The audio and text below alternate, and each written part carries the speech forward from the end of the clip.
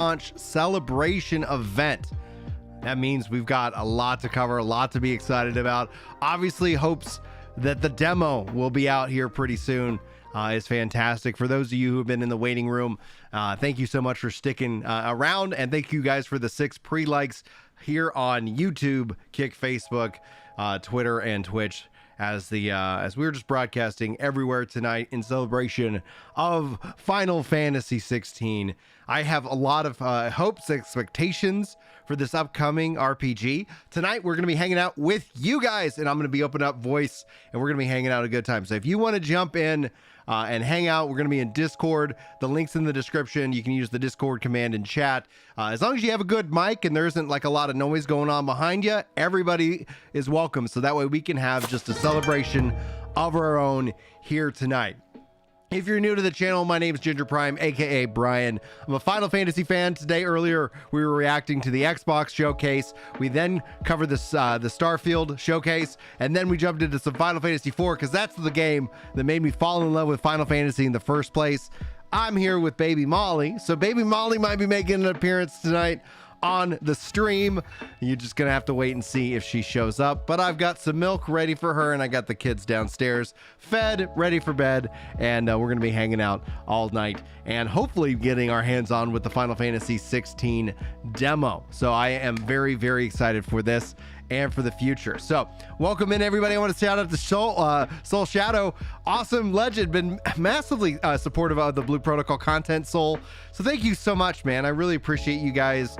It really does mean a lot to me that the things that I like to talk about, that you guys are really enjoying and being a part of, and that also includes these live streams and themselves. So I really appreciate each and every one of you. Hopefully you've been enjoying the content itself. And I want to just talk a little bit about what I hope for Final Fantasy 16 as a game. This PS5 that was gifted to me by Fido, who's in chat, by Yemrin, and by Soul. And you guys, Solemn, excuse me, I butchered the name, as I suck as a human being. My many failures. I actually just finished watching, I'm going to say, Xena's reaction to my problem with Pyromancer video, and it was absolutely hilarious. It was very entertaining, so I thank you guys. If you haven't seen his video, it's up now. I really enjoyed his take on what I had to say, and so anyway, I'm kind of tickled. So I kind of want to just keep calling him Xena from here on out, but we'll have to wait and see with that. So what's going on, JV? How you doing? It's good to see you, man, and thanks for being excited to see me tonight. I've been looking forward to this for a long time. To catch everybody up to speed, Final Fantasy 16. I said this when Yoshi P truly took over the development of Final Fantasy 14. I said, wait and watch and see what happens with Final Fantasy 16. 16 is going to be a testament to Yoshi P's leadership. And somebody would counter and like, oh no, because at this time 15 wasn't even out. And I was like, 15 might have some benefit from what Yoshi P brings, but it's already long in development. It's going to be about 16. 16 is going to be the true scenario. I didn't know at the time he'd be the producer of Final Fantasy 16. So here we are. Yoshi P, the producer, Final Fantasy 16, in a way, having a fan fest. Obviously, this is just pure speculation in my point, but I'm wondering if with the success of 16, if it's well received, if people really love it, if we're really excited about it, will we see more of this kind of style, where in a couple years there's 16.2, or within the same engine that they're going to continue to evolve in. We don't know what the story yet has to tell us with 16, but we do know that it's a complete game. It's a complete game, it's a complete story, and that's everything I think we deserve.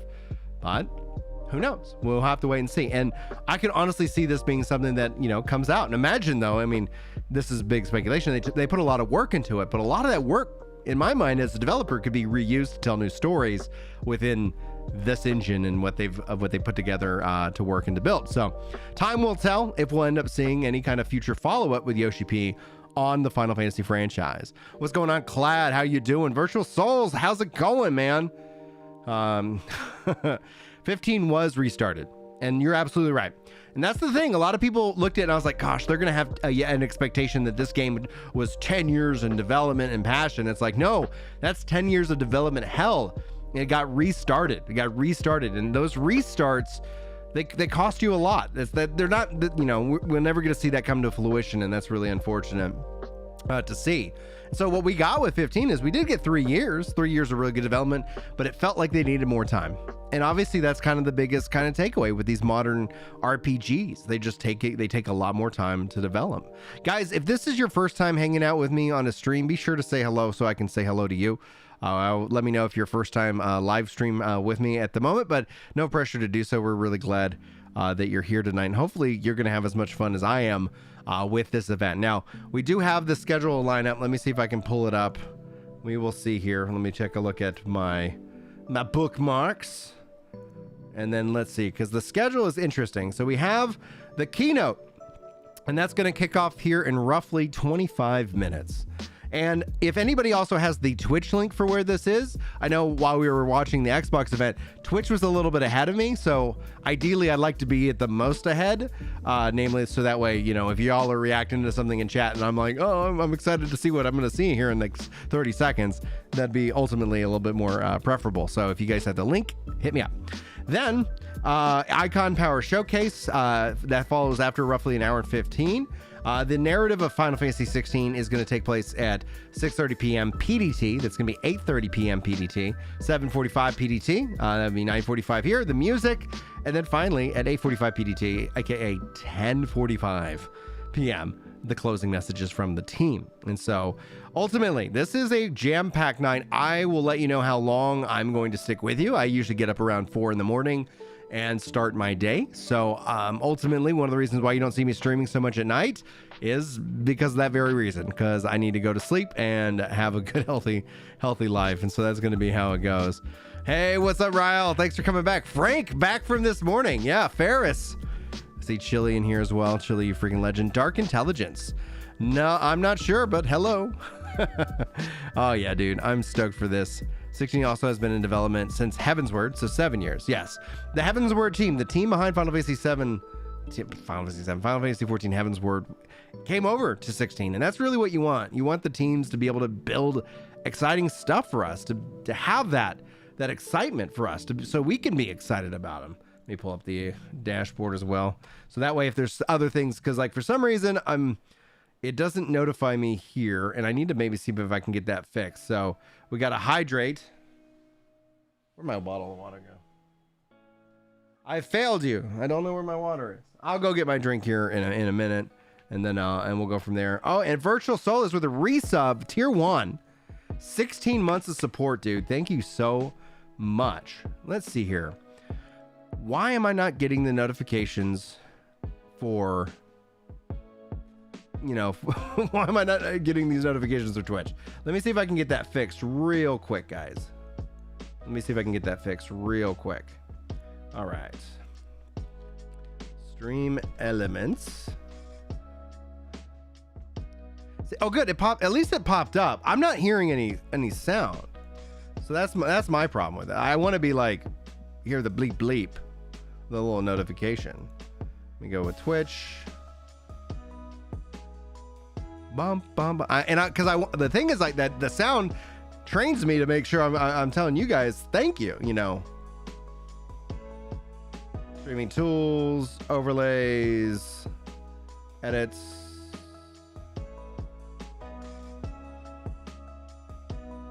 Hit preview on this, copy. All right, let's see here. Let's say let me emulate a follower. Hey, there we go. See, exactly. All right, cool. Let me make sure this is added. Give me 1 second. Is there a design option now? Get ultra, whatever. Highlighter, app, themes, editor. Nope. Okay.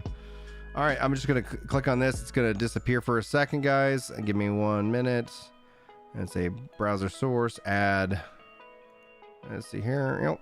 Let's say Twitch. Notes. Add, and then 600 by 600.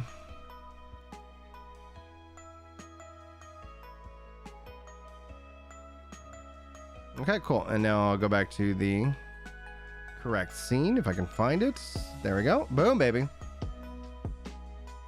All right, cool. If we get a Twitch event, hopefully that will now play in my ear, because that will be really nice to say thank you. All right, cool. I got that open. I got this open. I got that open. I got this open. I'm ready to rock and roll for tonight. Frank says, also the fact that they do listen to the fans and they're always love the feedback. Square Enix is the real MVP. It's actually really hugely important, Yoshi P and the team. Like, I think that's one of the things that, especially like when they make mistakes, they don't make the same mistake twice. They learn from the mistake, they fix the mistake, and they move forward. And so it's like, honestly, I've been a massive Yoshi P fan. I cannot wait to see what he delivers with this title. I cannot see what else he wants to create, and hopefully Square Enix is able to hold on to him in a very good way, you know, but we'll have to wait and see. I think that's what I wanted to say. Just as we get the show started, let me jump here into the Discord chat, and that way if anybody wants to join in, again, just have a good mic, don't have a lot of background noise, and you're welcome to come hang out and talk and be excited and share this moment together. I still need to find the Twitch link, so if you guys end up having that, feel free to drop that to me in chat. I see general chat with the tag. Brian, gonna talk to you guys later. Sweet. You can, join in. Hello. Noise. Hey, there's the man. How are you doing? To my friend who thinks of himself less than he really is. Okay, I'm gonna unmute bot here, and then that way, like, if you got a lot of background noise, though, I'm gonna have to say we'll have to chat on another live stream, because this is gonna be one of those important ones that we get audio on. All right, you are officially unmuted, so you should be able to unmute yourself, and as long as we don't have a lot of static background or chatter going on behind you, then you're welcome to hang out. That's the rule. Oh, good, he's unmuted and I'm not hearing. Okay. There we go. Hey, what's up, dude? Man? How's it going, man? So, did you like the Xbox showcase? Yes. I thought, I don't think there was any mic drop moments. There's some things that I'm definitely excited for Starfield. I'm definitely excited for whatever. Me too. But hold on one second, guys. I'm gonna mute. I need to help the kids out. Mm-hmm. Yep. I am definitely looking forward to Starfield. There's a lot of gameplay. I'm gonna go grab my drink because I owe somebody a hydrate. I'll be right back. Well, actually, it reminds me of Star Citizens. Well, it reminds me of No Man's Sky more than anything. Oh yeah. Well, I'm saying because Star Citizens is a space game where you have your own spaceship and all that, and you and you can board other people's spaceships. But the difference is you can play with players.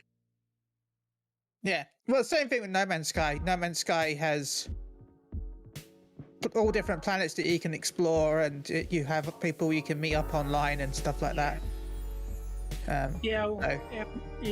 When I looked at the description, I won't lie, I kind of wish they had multiplayer. Don't worry, modders will add it. The modders will come and they will add it. But hey, everyone in chat, hope you're all excited for the Fantasy 16 celebration starting soon. It should be in 17 minutes. It's going to be great. Hi Twitch, hi YouTube, hi Kick, hi whatever they're streaming on right now. I think he's also on Twitter. Hi everyone that exists. Hello, we're just waiting while he is busy with stuff. Hope everyone's been enjoying the showcases. Farrah says they've been playing Fortnite for a year. Nice. Yeah, Jan. Yeah, I think if they would, I don't think they will, but I know that modders probably will over time. They got burnt with Fallout 76. Mm-hmm. So. Woo, yeah, I'm back, and I got that hydrate in, so thank you guys. But I'll do it on screen. Yeah, but to do that, I guess I'd have to get it off Steam, right? What are we talking about? Talking about if they added online to Starfield, it's probably via mods. Oh yeah, it'll officially get support. Well, honestly, when you bring up a great point about mods, is I could see one or two things happening. Somebody mods it, it's so fun and popular that all of a sudden, we're like, oh, wait a minute, like that was That's a great little feature. Come this way into the core game. Yeah. I tend to play multiplayer games way longer than single player games, but the thing that they showed us with Starfield is it looks like a massive game. If you're looking for a game to get lost in, as long as that thing runs, as long as it does what they purported it to do on stream today, if it does that and nothing more, like that's a pretty daggum massive game. Like that's something that I could see a lot of people just expect it to run that well at launch. Yeah, I don't either, buddy. Yeah, I expect it to run okay. I do know that some people complaining the fact that you need a SSD for it. Yeah. That's confirmed. Yeah. Virtual Solid says Starfield will need to be fixed by the mods first. Yep. This is a Bethesda game, guys. Like this is if it like we've been there. Hey, Chili, do you have the link to the Twitch? Do you have the link to the Twitch version of the Final Fantasy 16 event? I did post it in the thingamajig in the chat, but give me 1 second. I'll send I missed it. I was like, yeah, if you drop Twitch, Square Enix, Restream brought, perfect. Sorry, we got it. Yeah. Yeah, but in my opinion, there you go. They had problems before with Fallout 76, and it was a horrible launch, and they had a bunch of bugs and all that. So, knowing the company, I wouldn't really put so much hope that the games are going to be perfect on launch. Yeah. Well, as long as we like, and the unfortunate thing is that no matter what, people won't have that expectation. So yeah. It's like I think that's my issue. I know it sounds weird, but I think that's my main issue with the whole company in general. Is the fact that yes, it's great that the games are really moddable, because it means that people play them for so long. Like look at Skyrim, look at Fallout games, but they seem to rely on the fact that they know that modders are going to be there, and they kind of they're like, oh yeah, we know it's a bit broken, and modders will fix it. All right, I just put out a poll. I just put a poll on Ginger Prime because chat's asking. Demo today? Is there going to be a demo coming out today? What do you guys think? Chili, yes or no? No, but yes. He's a man that likes to play both black and red on the roulette table right there. Well, no, yes for you, because I think it's going to be today, as in when it is in America, but remember midnight is about to turn it up in 14 minutes. Oh, so technically it'd be tomorrow. So if I ask you in 15 minutes, the answer would be yes and yes? Yeah, yes and yes. But currently yes and no. But I'm just going to go with yes. Frank says, I hope isn't an option. Yeah, I'm making you commit. It's a yes or no. I voted with yes. So Fido says a date will be announced for sure. I think that's a definite guarantee. I'm in the yes camp. I'm in a hey, and go download the demo. Or if nothing else, like demo launches on Tuesday. Like I don't think they're gonna make us wait, being that the game is so close to release. Like what I want them to do is to say, we do know that the demo is 2 weeks before release, and we've reached the 2 week mark, so. Yeah, exactly. Yeah. Zombie Jesus, what's up, dude? He says, I'm going to replay all the BioShock games again. Dude, nice. That one game that we saw, the Clockwork, the Clockwork one looked like a BioShock game. That was pretty cool. And there is actually a BioShock game being made. So another one? Cool. Yeah. Yeah, people have already been playing the demo, guys. Like we've seen people tweet it out, at the event. They are playing the event, playing the demo. Like people are like, oh, I played 16. So that's really exciting to see. I really hope that it's out today, because if that's the case, I can. And there was a TV advert out yesterday for the football match that said, "Play now." Ooh. For 16. So nice. So Javon says, has anyone heard of the PS5 sweepstakes for Final Fantasy? I can drop a link if I'm allowed. Yes, drop links. I tried to sign up, but the site was being kind of a little weird, and so I haven't officially done that yet. So nice. Will 16 top Final Fantasy 14? Doubtful. There's no way that a single player game is able to sell through. Like it took 14 years to finally beat Final Fantasy 11 as the most profitable Final Fantasy game of all time. Like these games sell and continue to sell, so like you'd be asking like 16 to move, like what, Final Fantasy 14's up to what, 28 million, do you think, Chili? Yeah, I would say. We don't know. Also, they are live now. All right. Thank you. Sweet. Cool. Let me go ahead and put that up. We got that going. Woo! 2,000 people watching. Can I think I have the site muted. Oh, there we go. Now let's kill this music. Let's listen to this music, baby. Yeah, so here's the schedule for today. Yeah, dude, and I was laughing my butt off because I think we should all just call him Xena from here on out, right? Anybody else? Anybody? Chat? Yes?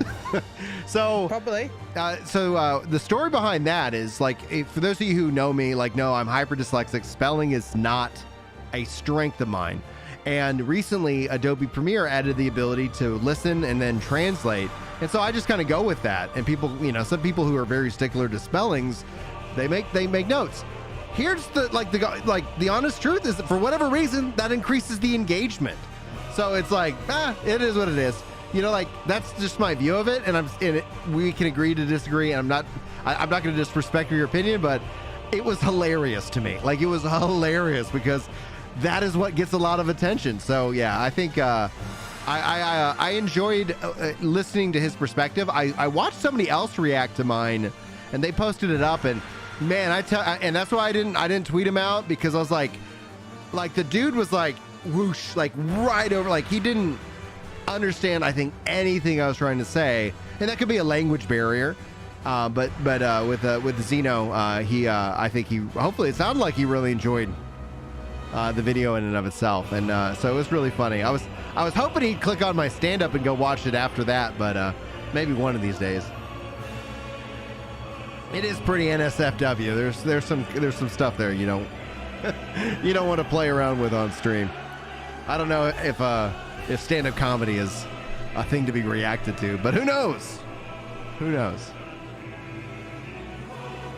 So Virtual Souls might get 6 to 10 mil. So 10 mil is kind of like the Final Fantasy single player all-time charts, and that's why it's like, I don't expect 10. I expect 3 to 4 mil. 3 to 4 mil. I think Square Enix is going to expect 15. So when this game sells 5 million, they're going to come out and be like, guys, didn't live up to our sales expectations. Get wrecked, Square.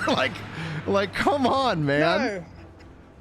Like, I expect 5 mil at launch, but then it might go up over time. But no, I think you're right with 4. I think it might do better. I think once a lot of people see it, obviously a lot of people, like wondering, like, well, maybe I didn't like 15 or whatever, or like you see that, like, the questions, should I need to play all the previous Final Fantasies, yada yada yada. The answer is no. Like, they're all on their own. So Yoshi P is going to kick this off with a keynote. I'm assuming because of the globalness of this, he's going to open up with him speaking English, and then they'll go to a Japanese English translation as well. Thanks, guys, for the 22 likes on the stream. Hopefully we can get that even higher as the stream goes on. So boom, baby. Yes, you must play all the other Final Fantasy games first before you're allowed to play 16.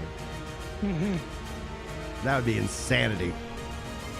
Yeah, to be honest, that would be pretty hard for someone to play all of them, to play the 16, because there's a lot. Well, and the amount of time. Yeah. The absolute amount of time. Like, I've been playing these over decades. Yeah. Well, I think the reason why I got into 14 because I was a fan of these big ice giants that my dad was fighting on his PC before his thing stopped working. And this thing, man, this thing was gigantic, and I liked it, and I like killing him, my dad's character, and I like murdering it over and over, and then spawning. It was one of those.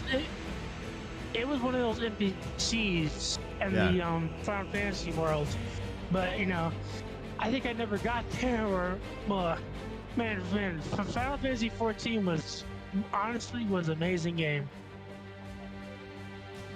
Dude, I'm glad you liked it. I'm glad you liked it. Sorry. No, go ahead, Shelly. Carry on, bro. All I know is Fantasy fans are eating good this year because we've just had the recent patch 6.4.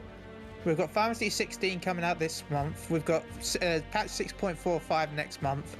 well, in the end of July, August time, and then we've got 6.5 at the end of the year. Then early next year we've got Final Fantasy 7 Part 2. Yeah. And then we'll have Final Fantasy 14 7.0. 7.0. Yeah.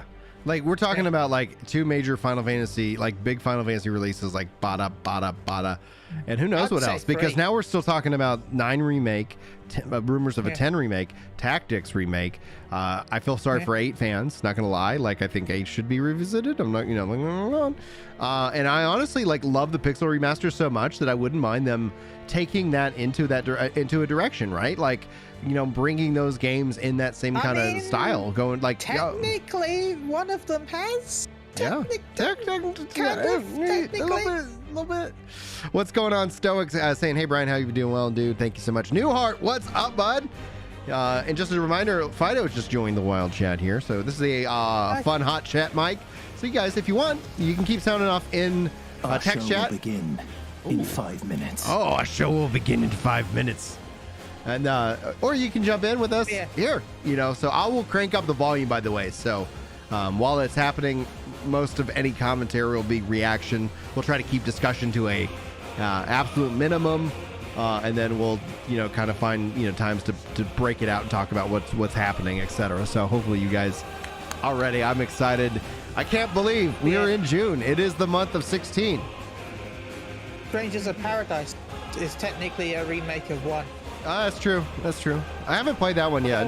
I think essentially after I play through 16, I'm gonna play through the 7 remake, and that way I can kind of have a feel for the different combat systems. Yeah, 7 remake is the 7 remake is really good. Well, I got it on PC, and now I'm like, with the fact that I got a PS5, thanks to Fido and thanks to Yaron and everybody and Solemn. I haven't seen Solemn yet today, but like because you guys like, I'm like I might just pick up 7 remake and play it on the PS5. I think it's free on the PS5 if you have PlayStation Plus. Interesting. I got my PS5 last year. I've played it, and I'm pretty confident I didn't buy it. But I got PS Plus and downloaded like $200 worth of Final Fantasy, Assassin's Creed, God of War, and all that, all for free the day I got my PlayStation. Ooh. I put a terabyte of data on it. Nice. Newhart's currently playing. Now, I want to say just a little bit of a show note before we jump in. Feel free to use ad blockers, guys. Twitch is saying it's going to start running ads here in a few minutes on the Twitch side. YouTube hopefully will not interrupt anybody with ads. They've been getting a little bit squirrely as of late, so you should hopefully have a good viewing experience there. But note, if you need to, whatever is the best viewing experience for you, whether that's one platform over another, use whatever makes the most sense. We're on Kick, Facebook, YouTube. Shortly. Everywhere that you... hell, I'm streaming to Twitter right now. Why the heck not? Yeah. Brandy, what's up? I love you so much. Thank you so much for hitting that like on the stream, on the Facebook side of things. So just know, like, those are some options for you. Hopefully, whatever makes the most sense. Ad block me. YouTube's going to do what it does. Twitch is going to do what it does. I don't care. You do what makes it more fun for you to hang out on stream. So... I'll stream it to Discord if I need to. Sorry. Izzy, by the way, the Final Fantasy X free thing is actually included in the HD remasters of Final Fantasy X and X-2. It's in the extras. You can actually go read the whole thing. Oh, thank you. Okay, cool. What's up, Fido? Oh, I have YouTube Premium, so I was like, "Oh yeah, YouTube does ads." I know. I got us the family premium, and my wife was complaining about it, and then 3 months later, she's like, "You're never allowed to cancel this." Yeah, exactly. I'll try the trial. This is nice. Okay. It is really nice. That's how I YouTube. Zoic says Rumble when? I got a link to sign up for Rumble, so I probably will do that, and then I'll work on figuring out how to like run that all. And then essentially we are on Kick, so it's like the links in the description as well. I don't know if anybody's over on Kick. If they are, I apologize for not saying hi. Nobody's chatting over there yet, but we have a whopping 6 followers right now on Ginger Prime on Kick. So cool. Woo! So I actually have a question. Go ahead. So is this like a lore is this lore in the Final Fantasy Cross Core Final Fantasy 7 The one came out, and let me see when it came out. One was over 30 years ago. But Are you talking about Crisis Core? Yeah, okay. Yeah. Okay, Crisis Core is not currently connected to the remaster in the way. It's its own separate storyline. Though it does have some connections. The remake kind of has its own storyline that we can see Yeah. so far. I mean, I was curious because I didn't know, but I was making sure. all right, some point here in a few minutes, boys, I will be shushing. Yeah. So I will be like, just a heads up, just kind of like, we're gonna be like, if there's a moment we're like, oh my gosh, like that's perfectly fine, but I want to make sure that we give everybody the opportunity not to sit here and make it about us. So here, they're live, guys. I'm gonna turn them up. Okay. This music is fire. Background noise. Inappropriate for children. Sound effects! I have a baby right next to me. I mean, it's a children, not babies, so you're okay. Yeah, she can't read.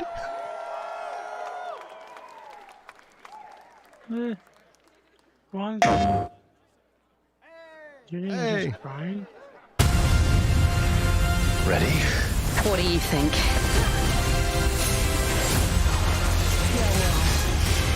I'm just I'm muting you. Sorry, bud.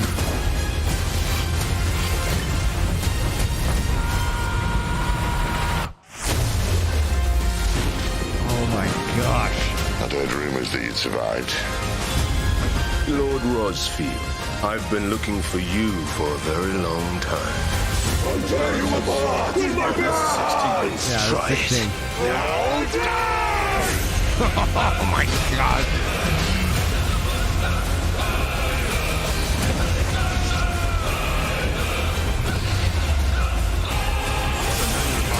You're not the only one who's seen their world fall apart I around did. them. I did a little more.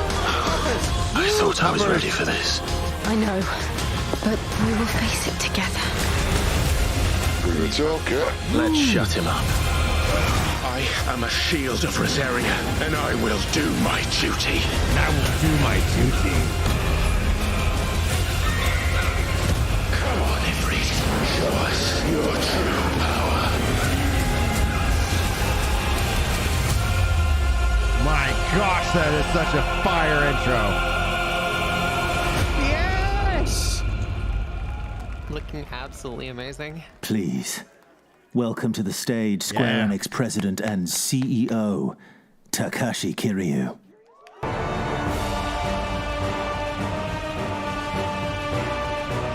That's the new CEO. All right, I'm muting. Let's keep chatter down though. Look at this guy, dude. Here's my new guitar. Welcome to this celebration for Final Fantasy 16. Ah. Boo that man, the NFT joining man. us in person or watching online. We thank you for being a part of our show. But when I say our show, I mean all this is your show too. Yeah, I like Our this. fun. Sorry. Fuck. Come on. Yeah. A fan who is constant support over the years has driven our developers to achieve miracles. As for me, well, I'm just another fan like you. And I just got the job. A fan who is honored to serve as the new CEO of Square Enix. Welcome in, Brian.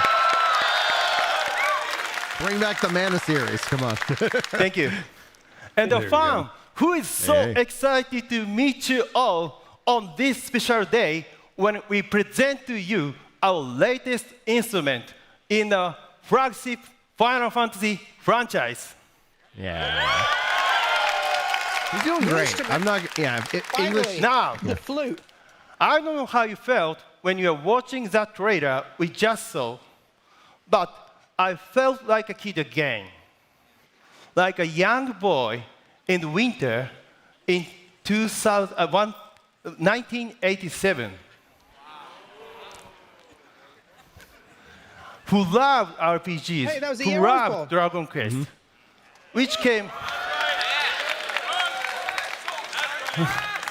came out the year before and was amazing. I had to get my hands on the big new thing. So, as a reward for helping my parents pick oranges, and after begging them for an early Christmas gift, and my father bought me the very first Final Fantasy.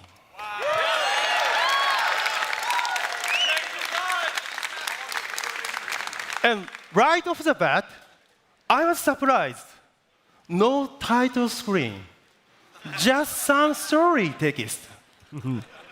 I started to wonder if maybe my father had bought the wrong game. But I kept playing and kept playing.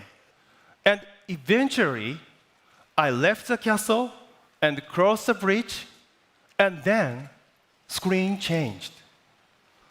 That music, that moment, when title appears, that surprise, that delight, still seared into my memory.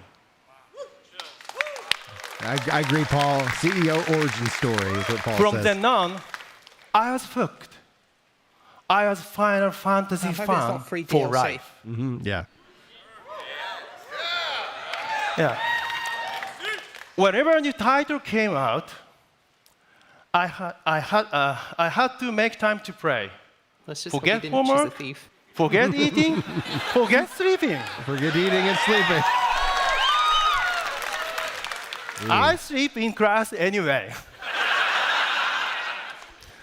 While my friends got into sports or, other activities, but I was focused on games. And yeah, I had more than a few teachers tell me, if you play games all the time, you are not going to succeed in life. I remember that all the time. But Still. Yeah. exactly, they would very surprised to see me standing on this stage right now with you.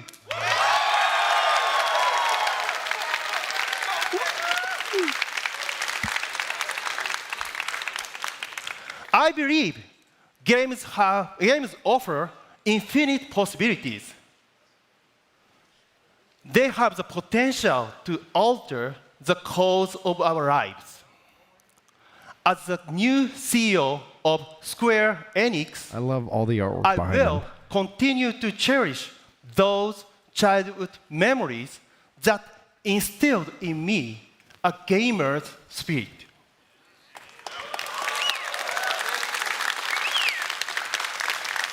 And strive to deliver all of our fans across the world, that entertainment that promises new, unforgettable experiences. Experiences that are powerful, affirming, rewarding, delivered to you with the cooperation of our business partners.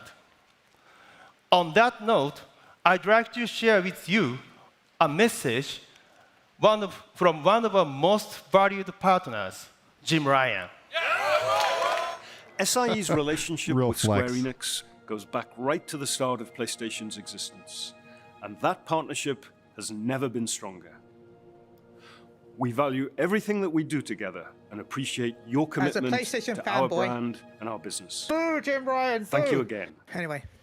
I've only bought PlayStations for Final Fantasy. I'm not going to lie. Thank you, Jim. Likewise. As I said before, Square Enix has produced works that have changed people's lives, including my own. And it is my promise we will continue to do so. I want to craft moments and memories that stay with you for a lifetime. I want Square Enix to grow stronger and better at providing experiences that resonate with you now and forever. Yes, please. Yes.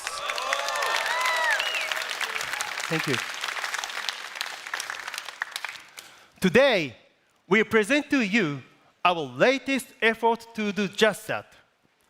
Final Fantasy XVI.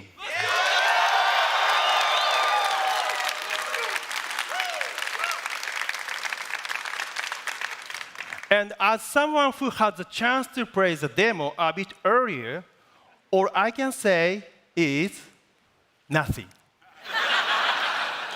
I like Because this nothing guy. I could say would do it justice. Even now, Is he announcing thinking the time? back to the trailer we just saw, I can't help but wonder what comes next. I'm sure it's the same for all of you. But it's honestly painful for me having to wait until June 22nd to find out. We are all dying to learn more about Final Fantasy XVI, right? Yeah! Okay, Yes. let's get this show started. Allow was gonna me to announce the demo. introduce one of our you would greatest too. creative minds. Final Fantasy XVI producer Naoki Yoshida and localization director Michael Christopher Coach Fox. Yeah.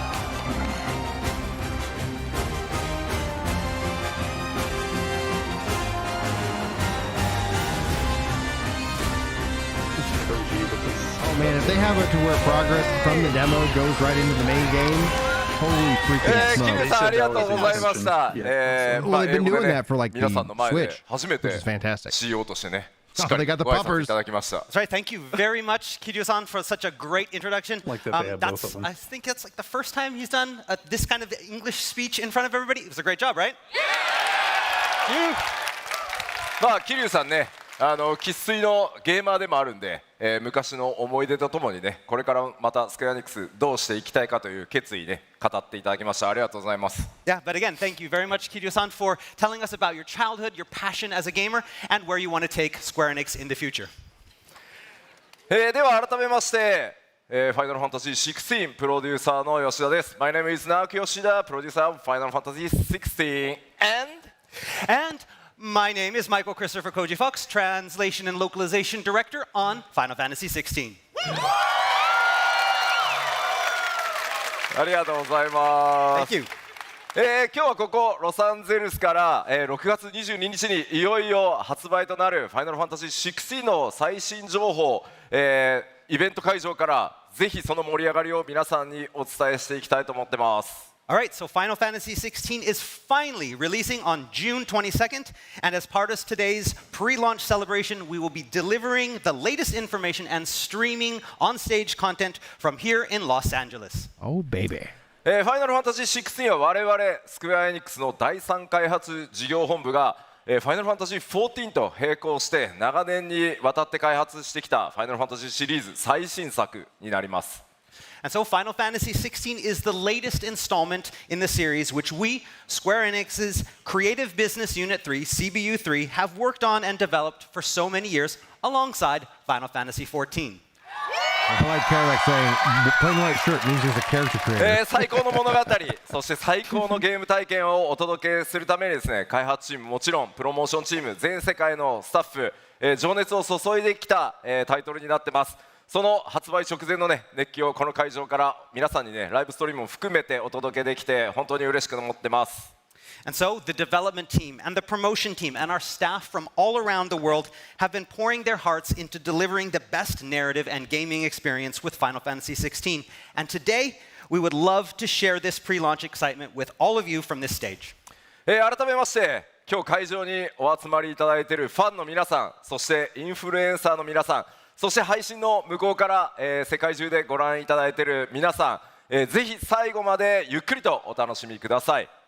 And so, to the fans and the influencers that have gathered here with us today, as well as everyone else around the world watching on the stream, please enjoy the show.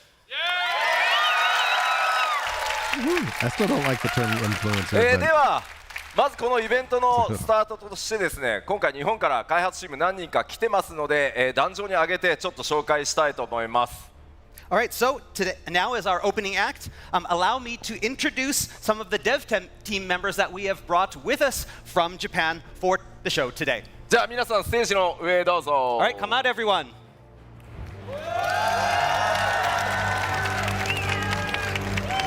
That's how I feel, dude.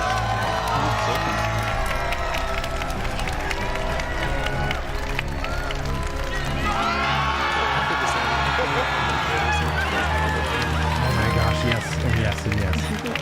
ではですね、 Oh my gosh, せっかくなので、メインディレクターのね、高井さんから順番にね、一言ずつ皆さんにご挨拶をお願いします。All right, so let the team introduce themselves. はい、ファイナルファンタジー16でメインディレクターを務めました高井と言います。今日は最後までイベント楽しんでいっていただきたいと思いますので、どうぞよろしくお願いします。All right, I'm Final Fantasy XVI main director Hiroshi Takai. Please enjoy the show. Dude, Soken is a beast, man. はい、ファイナルファンタジー16でクリエイティブディレクターと原作脚本を担当した前広です。今日は皆さんと一緒に、楽しみながらいろんな情報をお伝えしていきたいと思います。どうぞよろしくお願いします。All right, and I am the Final Fantasy XVI's creative director and main scriptwriter, Kazutoyo Maehiro, and I'm looking forward to giving you a lot of information about the game today.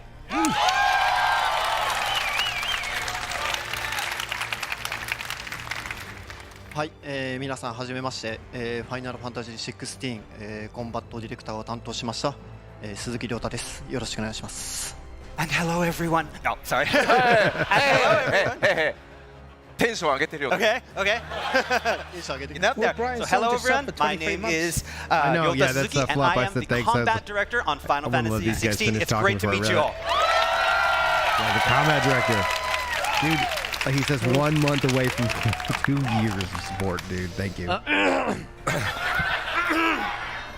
ファイナルファンタジー16で、音楽を担当しましたソケンと申します。よろしくお願いします。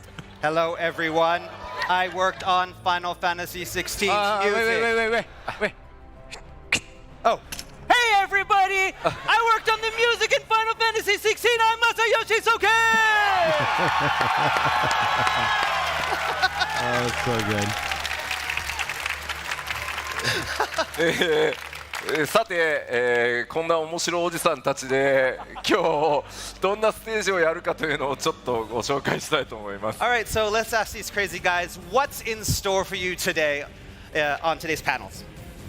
はい、まず最初私とコンバットディレクターの鈴木とで、マクシミリアン・ドゥーツさんと共に、召喚獣の力、アビリティをアピールするバトルコンテンツをお見せするステージを行いたいと思ってますのでよろしくお願いします。Alright, so first off, myself and Suzuki-san will be joined by Maximilian Dude and have a battle panel to show off the game's action content. コウジさ、マックスさんのめっちゃファンなんだよね。I'm a fan of Maximilian Dude. Yes, I'm a big fan. I'm kind of nervous.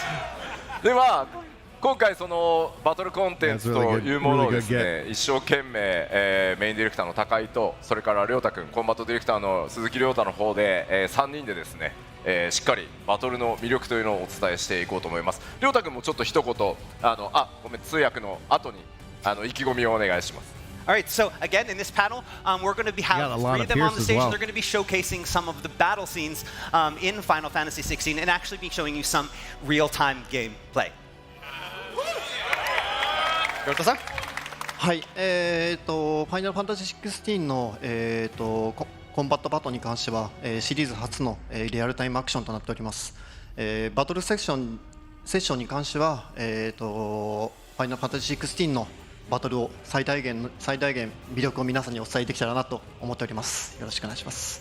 All right, because this is the first Final Fantasy game in the series that goes full real-time action, I wanted to show you just how stylish the combat could be.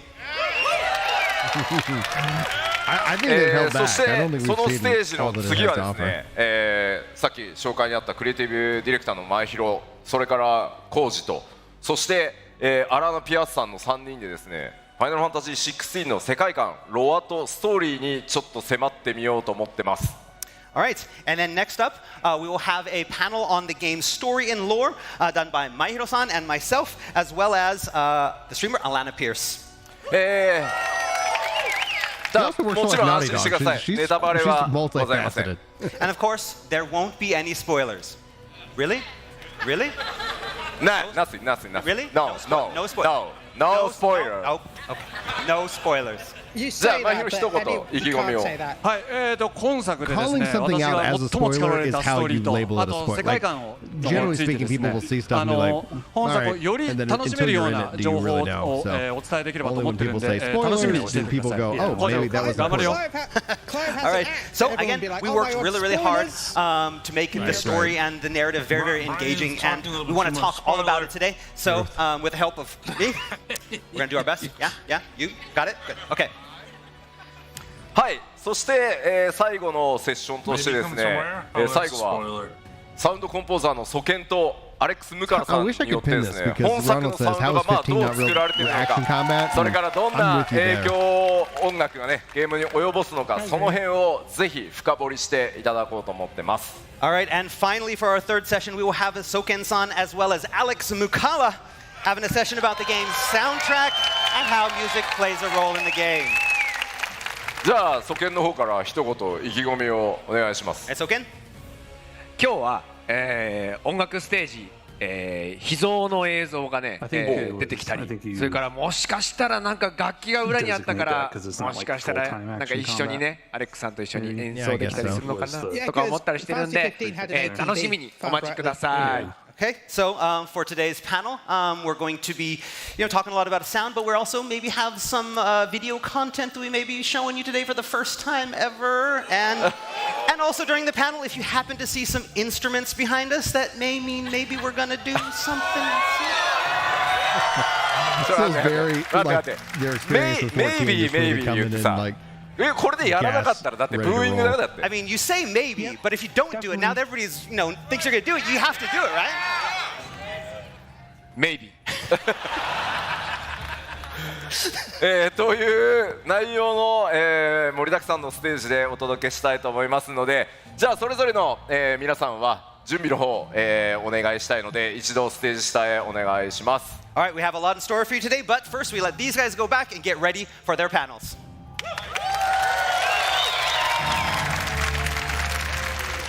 We still have like 45 minutes for like the keynote, so there's. I wonder what Yoshi P has to say. いやー、なんかステージリハーサルやりましたけど、なんかいつものノリですね。So yeah, we did this earlier yesterday. We did the rehearsal. We're a little bit nervous, but now we get up here on stage in front of you guys. It's a lot easier than we thought. 引き続きですね、僕の方からオープニングセッションとしてですね、いくつかの最新情報をお届けしていこうと思います。All right, so for the rest of the session, we're going to talk a little bit more about some new information that we have for you special today.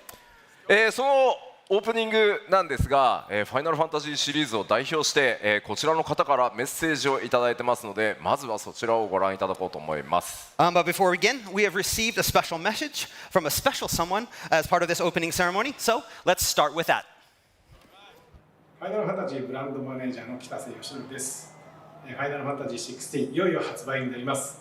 今回ね、吉田プロデューサーはファイナルファンタジー14で、10年近くね、ファイナルファンタジーのファンの方とこう寄り添って一番近い距離でファンの方を見てきたプロデューサーですので、一番ねファンの方が望むファイナルファンタジーを知っているので、非常にねファンの望むファイナルファンタジーができるのと同時によく知ってるからこそファンの方の期待を超えるような全く新しいファイナルファンタジーを生み出せるポテンシャルを持っています。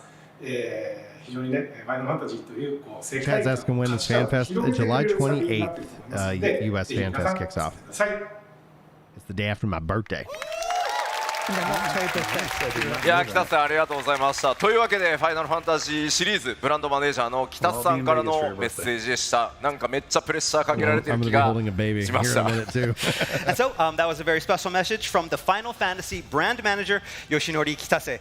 And now I have all this, I feel lots of pressure and very nervous to succeed.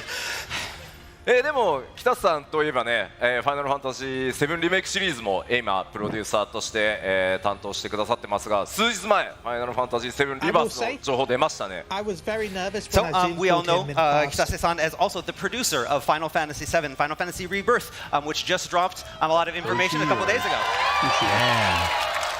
And Dark's birthday is the 28th of 今年 July. から Wow, 1 that's 年 awesome. かけてですね、ファイナルファンタジー16とファイナルファンタジー7リバース、日本の FF ナンバータイトル掲げてですね、フランチャイズ盛り上げていきたいと思ってますので、両方ともぜひよろしくお願いします。All right, and so this year, the plan is to keep everyone excited with not one but two Final Fantasies, Final Fantasy VII Rebirth, and of course, Final Fantasy 16.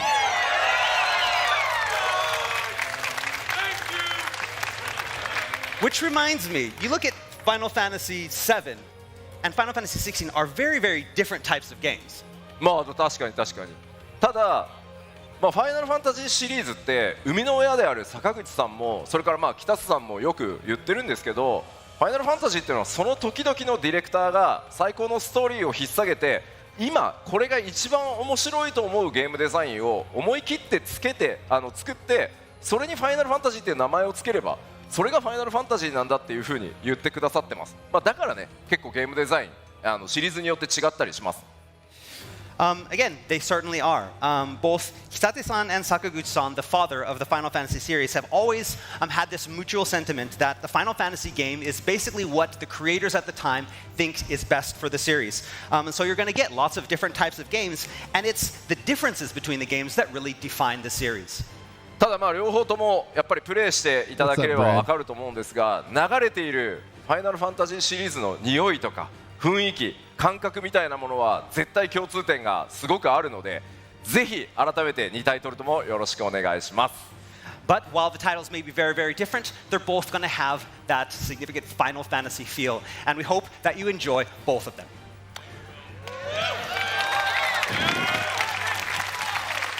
さて、今ね、北さんにコメントいただいてますが、もうちょっとサプライズであとお二人、メッセージいただいてますので、続けてご紹介しようかと思います。All right, and so we had that video message from Kitase-san, but actually we have two more video messages from another special pair. This is going to be a little bit of a surprise, so let's take a look. 皆さんこんにちは。プラチナゲームズ代表の稲葉です。ファイナルファンタジー16の発売日いよいよ近づいてまいりました。この度ですね、ご縁がありまして、僕たちプラチナゲームズはこのファイナルファンタジー16の制作一部をお手伝いさせていただいております。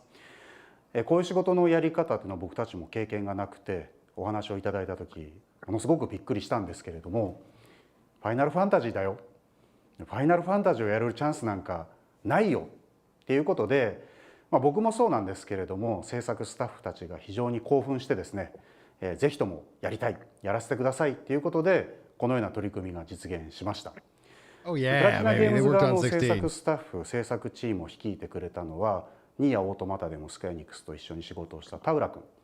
彼が制作チームのリーダーとしてゴリゴリと制作を進めてくれて、僕たちの担当したパートはその結果すごくいいクオリティになったんじゃないかなと思っております。でそういう形でクリエイターとしてもですね、ドキドキ感を味わえる仕事をファイナルファンタジー16という舞台の上でやらせていただきましたが、今回は一部の制作ですので、この映像をご覧になっているファイナルファンタジーファンの皆さんと共にですね、僕たちも一ファンとしてコンテンツを楽しめると思っております。そういう形でクリエイターとしてもユーザーとしてもこのファイナルファンタジー16という素晴らしい世界を一緒に楽しみたいと思っております。この度は本当におめでとうございます。はい、皆さんこんにちは。キングダムハーツ4コーディレクターの安江です。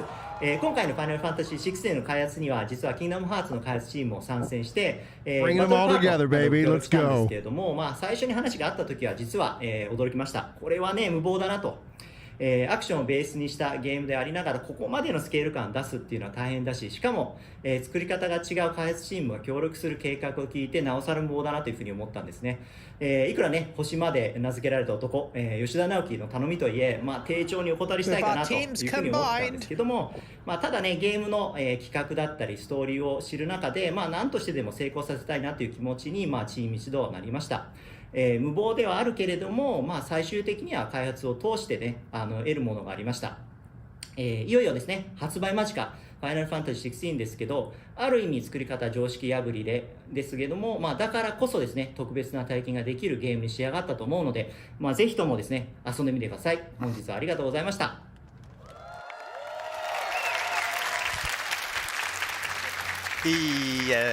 Yoshida-san, they're not CBU3. Yes, not CBU3. Is that okay? いや今回本当にファイナルファンタジーシリーズ初めてリアルタイムアクションっていうものにすごい本気でチャレンジをして、できるだけたくさんのバトルコンテンツ、ボスバトルっていうのをダイナミックに皆さんにお届けしようと思った時に、やっぱり僕ら CBU3 だけではなく、例えば今コメントにあったプラチナゲームズさんとか、やっぱりスクエアエニックスで一番アクションにね秀でてるといえばキングダムハーツチームなので、ちょっと皆さんのお力も借りてですね、すごい FF を作りたいですっていう話をさせてもらったっていうことになってます。 And so, since the production scale of Final Fantasy XVI was so massive, and it was the first time that we were trying to create this full real-time action game, we knew that we couldn't do it by ourselves. And so we reached out to these companies, such as Platinum Games, who's known for their action games, as well as the Kingdom Hearts team, which is known for their action content as well, and asked them to help us come together and create something truly impressive. 2チームともというかプラチナゲームズさんももちろん単独でね素晴らしいゲームたくさんやっぱり作られている会社さんなので、例えばゲームの一部だけを担当するみたいなお仕事の受け方はねされてないというふうにさっき稲葉さんもおっしゃってた通り、ただファイナルファンタジー16、吉田さんたちがそこまで本気でやるっていうんだったら力を貸すよと快くね言ってくださいました。キングダムハーツチームもね、こんなめちゃくちゃなゲーム作るんだったら一応やったるかっていう風にやってくださったので、東京と大阪っていう距離のある開発でしたが、力を合わせてファイナルファンタジー16作ってきました。So asking these teams to kind of partially produce something for a large-scale title like this is usually something they don't do. They usually create their own games. And so, as they mentioned in their videos, they were kind of reluctant to help us out. But once they heard about what we wanted to do and they got on board, they decided to go all out. And they went all out. They realized we were serious, and so they went crazy as well. It was really difficult. Both of their offices are in Osaka. We're in Tokyo. But we didn't let the distance hamper us, and we got together and we created something truly great. おかげさまでとてつもない規模のゲームに仕上がったと思ってます。改めて2チームにお礼を申し上げます。 And again, we couldn't have achieved the scale that we did on Final Fantasy XVI without their help. So we really, really want to thank them for their assistance. Yeah, it's insane. Yeah, it must have been, really incredible to work with those teams. もちろん2チームともやっぱりやるからにはって言ってめちゃくちゃなボリュームのバトルコンテンツをそれぞれ企画してきてくださって、ベータフェーズぐらいまでね一緒に作ってもらって、その後 CBU3 の方で引き取ってブラッシュアップして完成させるっていう作り方をしてたんですけど、もう作り上げる最後のフィニッシュをする CBU3 の担当者たちがもうみんなボロボロになって仕上げてたので、凄まじい内容になってます。I mean, we worked on them from the very, very early parts of development and asked them to create all these things, and they created them right up to the beta versions. And once they had created these beta versions, they passed them over to us. But when we got them and we looked at just the amount of content, the crazy things that they had done, it was a lot of work to get that in the game and get it working because they had done such a great job. And so, again, we thank them so much. ちょっと今は伏せておきますけど発売した後何かの機会でですね、プラチナゲームズさんとキングダムハーツチームがそれぞれどこを担当したのか、何かの機会があればねお話ししたいと思います。 Now, because it's still, before launch, we can't tell you exactly what parts they did work on, but once the game is released, we'll give all that information, so don't worry. はい。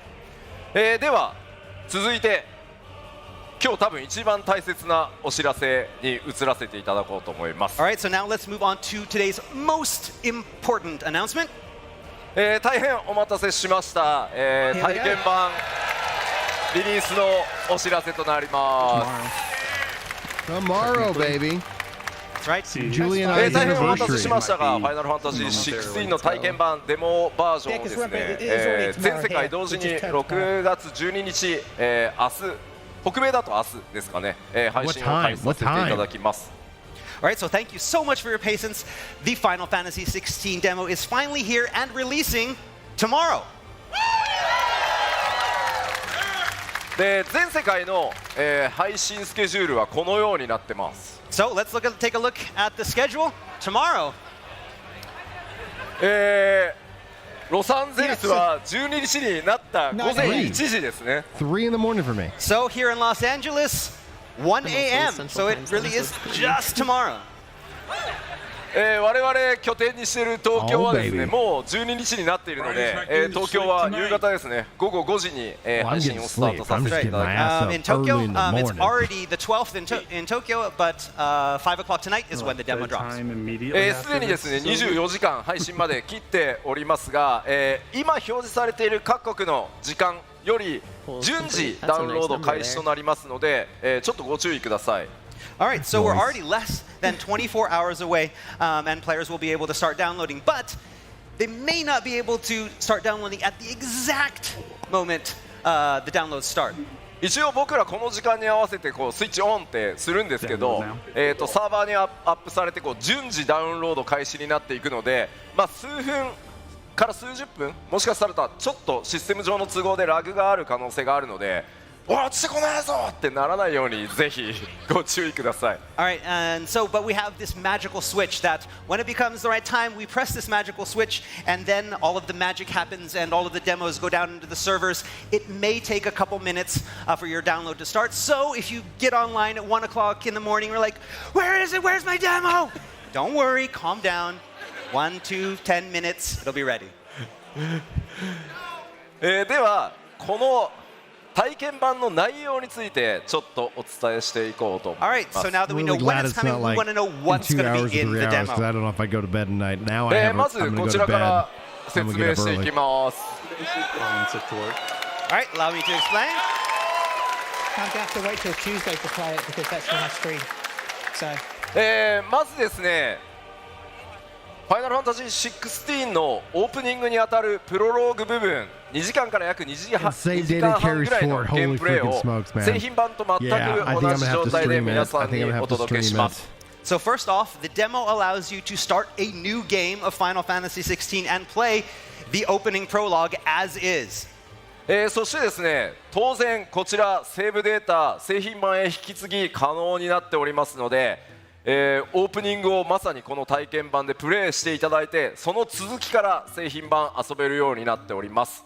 And of course, the save data can be carried over to the full game, so you'll be able to continue your journey where you left off on June 22nd.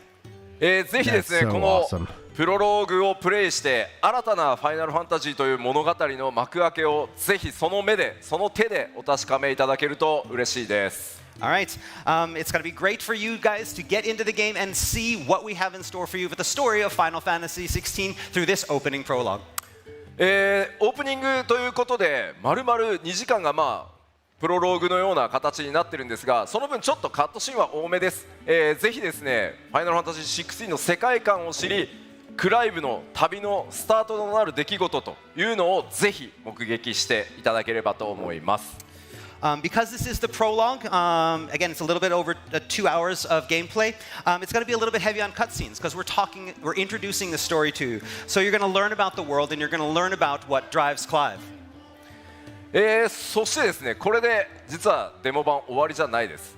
But that's not all we have for you in the demo. 今ご紹介したこのプロローグクリアした状態になるともう一つコンテンツがオープンするようになってます。So once you complete the opening prologue, that will unlock a second portion of the demo. There's a second portion of the demo. Hold on, guys. プロローグをクリアしていただくとですね、スペシャルバトルデモというもう一つのコンテンツがオープンするようになっています。So once you clear that opening, it will unlock a special battle demo available from the title screen. タイトル画面に戻っていただければコンテンツ増えてますので、先ほどご紹介したプロローグ、やっぱり物語のストーリー序盤に当たるので、主人公クライブの使う召喚獣アクションどうしても少なくなってます。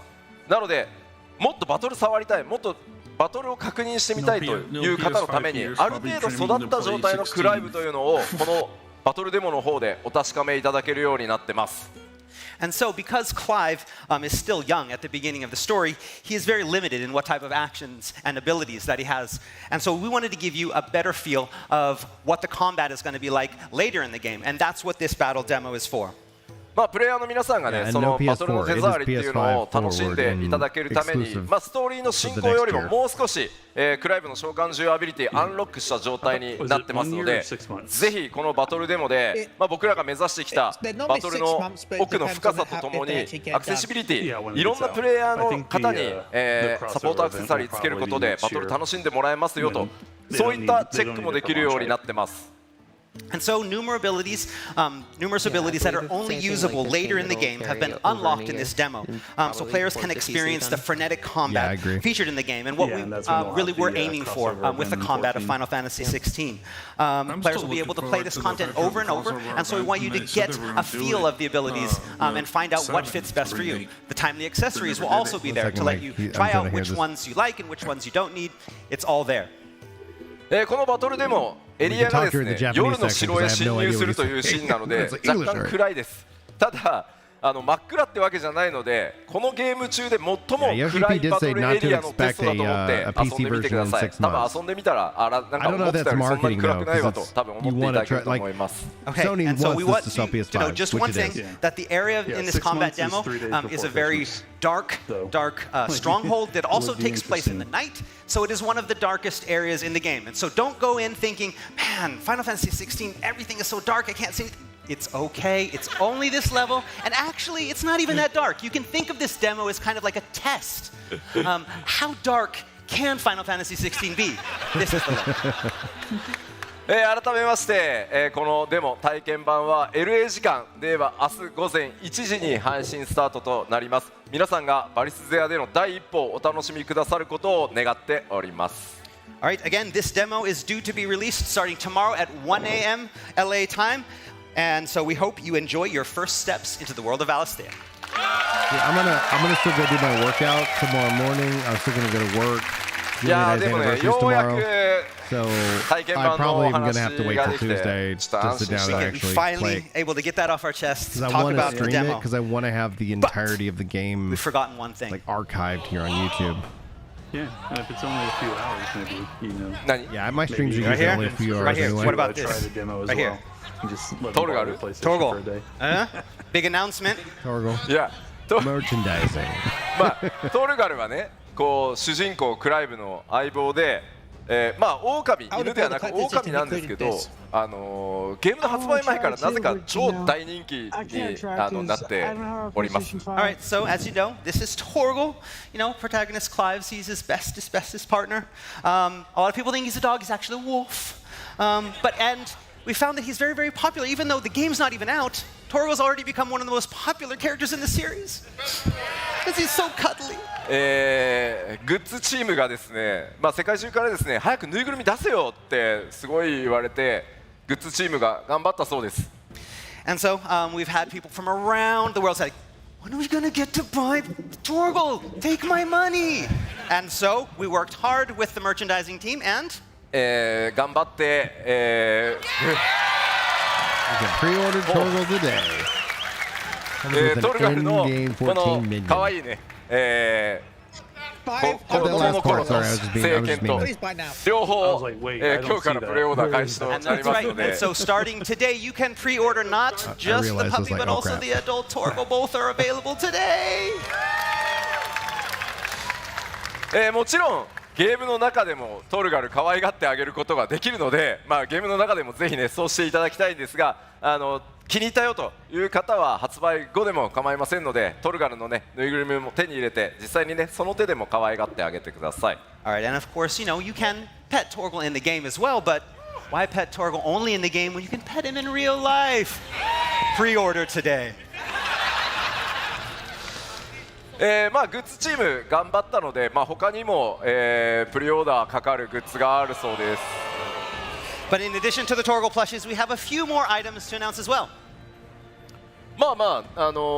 僕今ここにつけてるペンダント、これクライブ、主人公のクライブが耳につけてるイヤーカフになってます。Okay, and so the pendant that I'm wearing today is actually Clive's ear cuff. that he wears in game. It's the pendant version. で僕はイヤーカフしないので、 turtle mount. Let's go. ネックレスにしてもらったやつをつけてます。And personally, I don't wear ear cuffs. That's why I had them make the necklace. But we do also sell the ear cuffs. まああとはね、16のモーグリなんですけど、なんか14でも見たようなデザイン。 And then we have our Final Fantasy 16 Moogles. They kind of look familiar to the Final Fantasy 14 Moogles, maybe. まあこれらのグッズはですね、ぜひ製品版発売してプレイをしていただいて、それぞれのキャラクター気に入ってもらえて思い入れができたよという後でこういったグッズがあるなというふうに記憶しておいていただければと思います。 And again, these are all here and these are all ready for pre-order. Play the game. If you fall in love with these characters and these goods, then it would be great if you could also purchase them. はい。ではこれにてですね、僕から、一番大事なね体験版のお知らせできましたので、オープニングを締めていきたいと思います。 All right, and so that's it with our big announcements. So let's wrap up the opening and move on to the rest of the panels. この後はですね、メインディレクターの高井と、それからコンバットディレクターの鈴木亮太、そしてマックスさんの、バトルコンテンツのパネルを行ってまいります。 All right, and first up is our battle session with our director Takai-san, our combat director Suzuki-san, and the streamer Maximilian Dude. どうやら相当難しい S ランクのモンスターみたいなのに立ち向かうっぽいので。 It looks like they're probably going to be concentrating on fighting one of the most difficult S rank monsters in the game, so that should be fun. ぜひ引き続きお楽しみください。 All right, so please look forward to it. では最後にもう一つ、ファイナルファンタジー16のメインテーマを歌ってくださっている日本を代表するアーティストである米津玄師さんから、メッセージ届いておりますので、最後にそちらをご覧いただきながら、僕のステージ終わりとしたいと思います。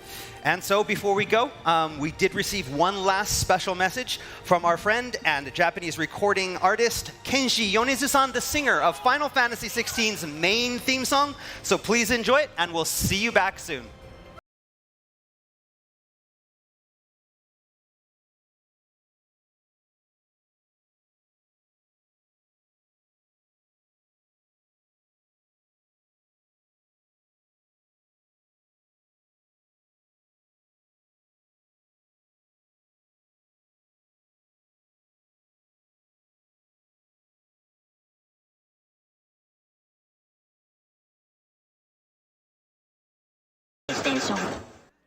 米津玄師です。この度ファイナルファンタジー16のテーマソングを担当させていただきました。ファイナルファンタジーは子供の頃から、とても大きな影響を受けてきたので、まさかこういう、お話をいただけるとは夢にも思っておらず、とても光栄です。主題歌を作るにあたって、一つ先にプレイをさせていただいたんですけれども、まさにこういうファイナルファンタジーを、待ち望んでいたという、そういう感じにさせてくれる非常に素晴らしい、ゲームでした。よろしくお願いします。米津玄師でした。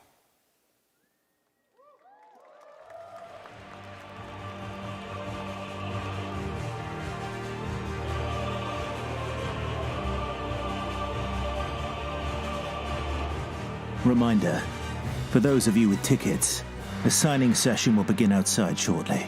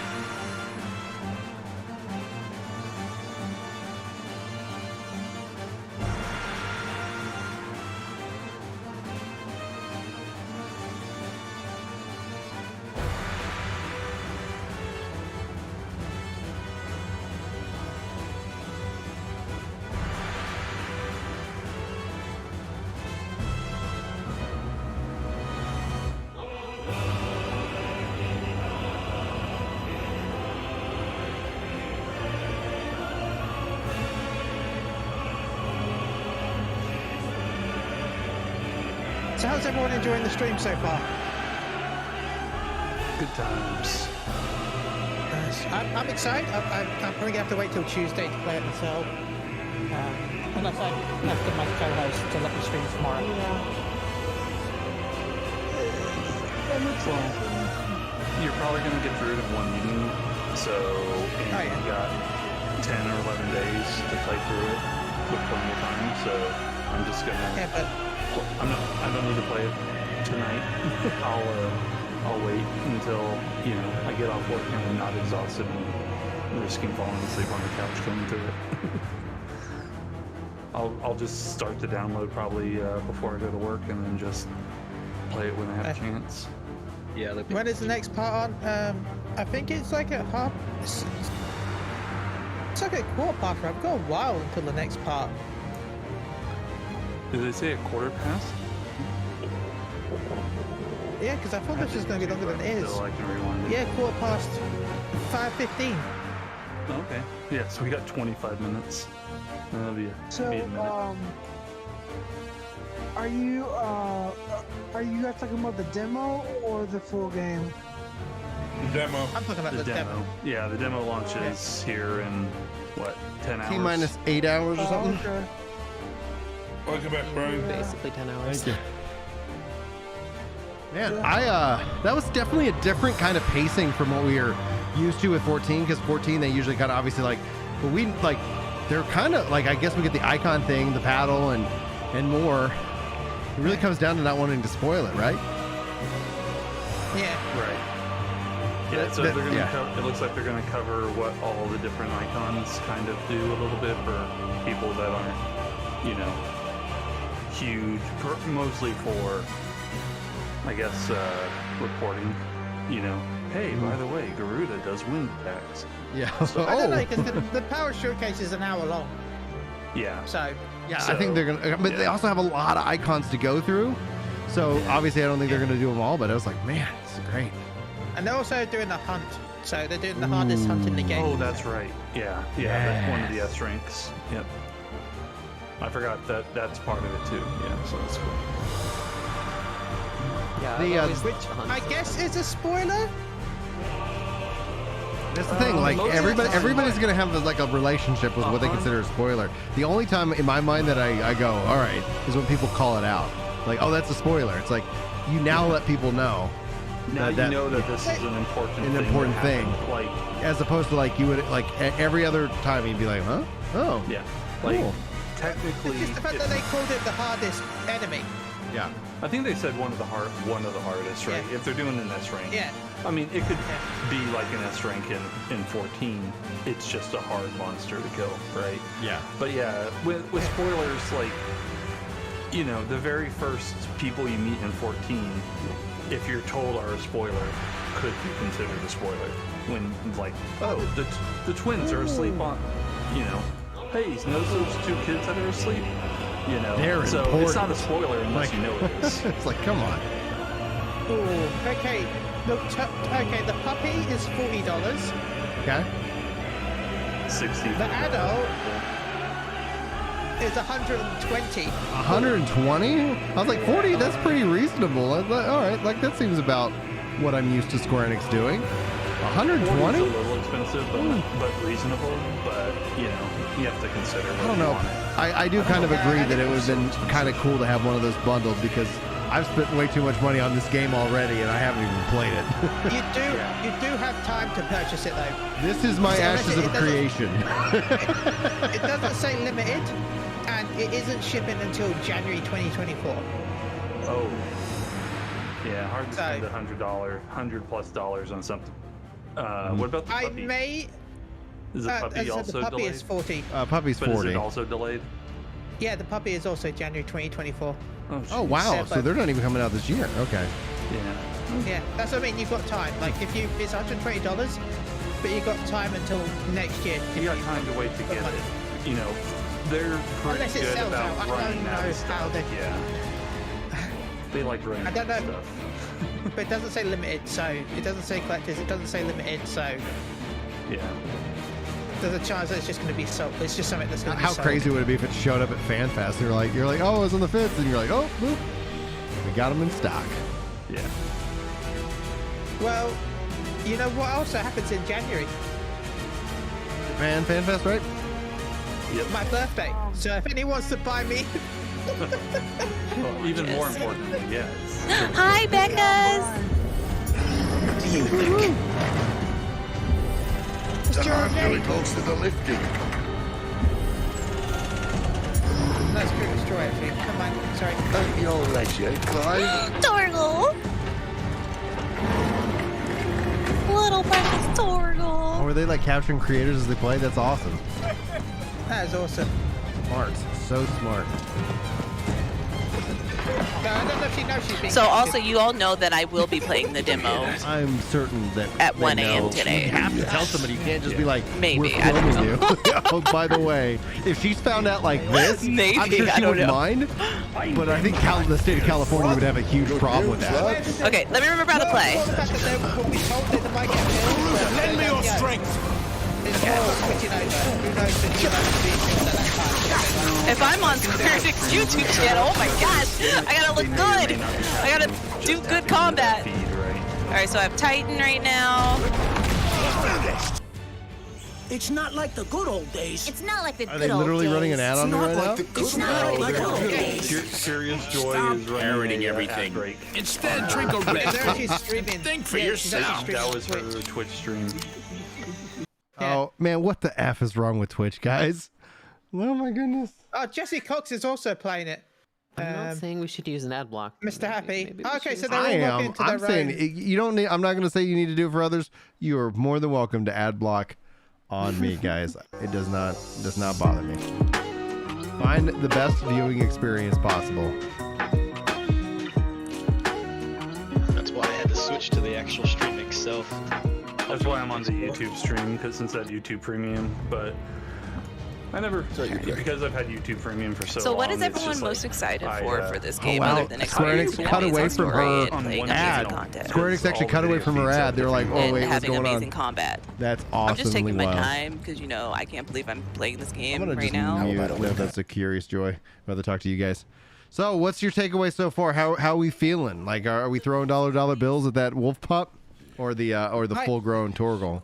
The full grown Torgal's already kind of big and won't really fit that well on like a tchotchke shelf, like if you have one of these IKEA shelves. So I would already be much more inclined to get the wolf pup. And the fact that it's 1/3 the price helps solidify that. I'll see which one I want to buy myself for my birthday. Yeah, it's your birthday. You get? Yeah, I'd agree that the wolf pup is a lot more reasonable for budget. What's up, Randy? Yeah, I think that's probably the biggest problem is that price difference. Because quite honestly, if it was, I mean, that's basically just a stuffed animal. So, stuffed animal of that size, really doesn't cost that much money. I'm like, I was like, I didn't like, it's bigger, yeah, but it wasn't like, I'm like, whoa, it's like a full size Torgal Doesn't or look something. much bigger. Yeah, he was holding it under his arm, so I was like, all right, but I don't know, camera changes the size of plushes. I can go to a carnival, spend $120, and easily get one or a couple animals that require seatbelts. So Yeah. I mean, I think the thing. Yeah, but then you've got the quality though. Oh like, yeah. Yeah, it's quality. I think the thing too is like personally, I would rather get licensed artwork on like Displate, for example. Yeah, I saw some screenshots of the art book and Ultimania.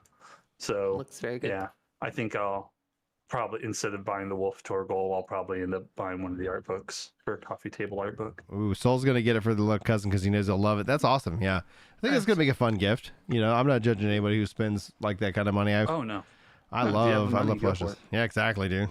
It's a nice little one-off thing for sure. Oh yeah, and especially with like it's Torgal. Like I already like they're pet the pup. Like this is great. I think as long as they don't hurt the dog. Oh, hey. Like as long as they don't hurt the dog in the game.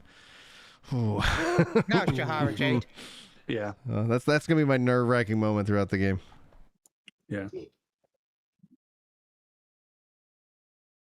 Yeah, you get into that last boss Fabled fight, in I'll that. be like, you better not. Yeah. Oh, No, that's no, giving no. us. There's a tutorial. Nice. Yeah, the combat looks fantastic. The game just Yeah. looks fantastic. Yeah. Yeah, this is kind of like what they had in or Final Be right Fantasy back. Origins with the combat tutorial. I need to talk to you guys about Origins when I get back, but I'll be right back.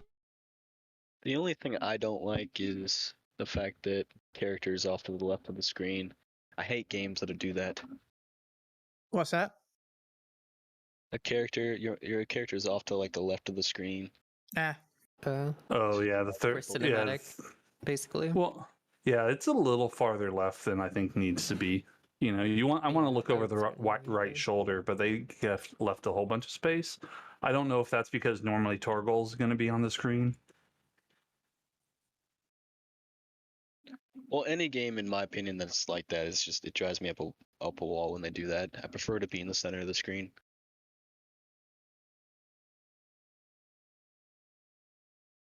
Because it looks like Torgal just is like free roaming around. Because he's there and like We can order Torgal to do stuff. So. yeah. I mean, I'm fine with it being like slightly off to the left, but Yeah. I want to be able to see the it's a center of little the screen. You know, I don't want my character obscure the thing I'm walking at. But yeah, it looks like it's a little bit farther than I would normally put it off to the left. I wonder if there'll be an option in the menu to adjust that a little bit. Maybe something similar to a field of view slider. That would be nice, yeah.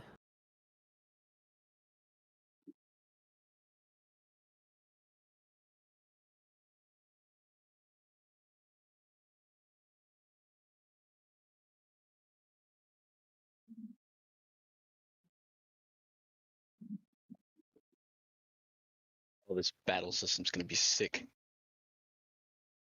I really enjoyed Final Fantasy VII Remake and Origins in a sense. The thing, and having played Origins, I'm looking forward to this one because I know the aspects that, you know, like I wasn't very good at parrying blows. So knowing that, like, if I get into a trouble spot, I can just throw that parry ring on and help me out. I'm like, all right, cool. See, I like Origins, but I bought the PC port, so I haven't been able to finish it because just the lag on my PC is just driving me up a wall. Ooh. Yeah. I go on PlayStation. Well, that's the biggest reason why I'm like not even waiting for a PC port for 16, because after Origins I'm like I'm not getting caught in that BS again. Yeah, you wait a year, and then if it's not a really good quality port, and we've seen that before, then you're like, man, not only did I wait, I got a worse copy of the game. Not to mention every other like major game that's come out here recently, it seems like they all seem to be having like issues on the PC port.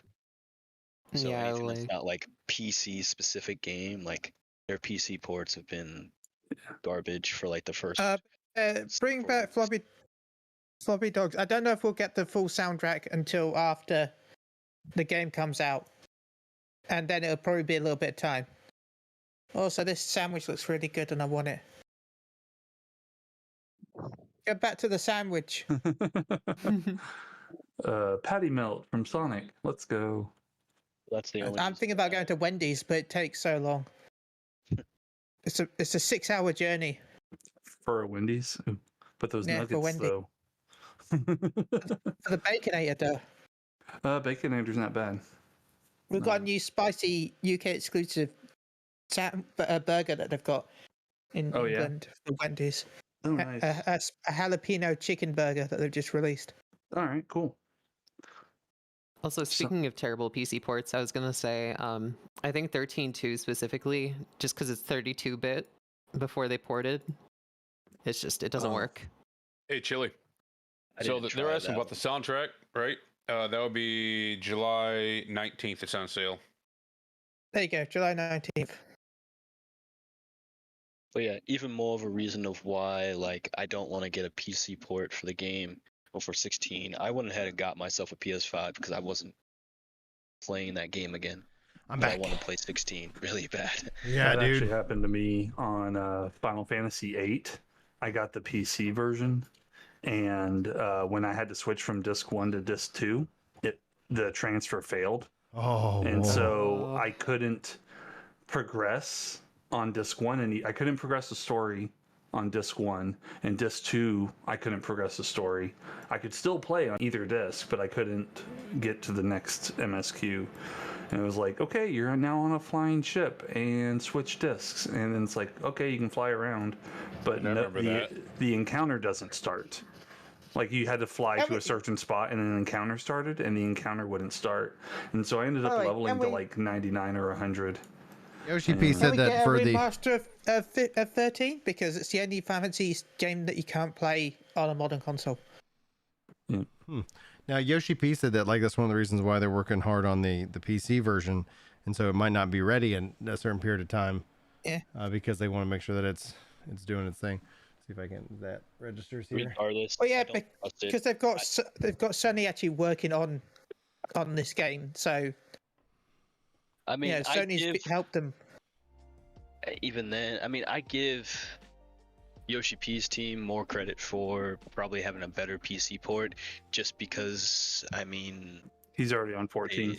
They run 14, a PC game, so they have a lot better idea of what they're doing with a PC hardware and all that stuff. So, and it's probably not an afterthought.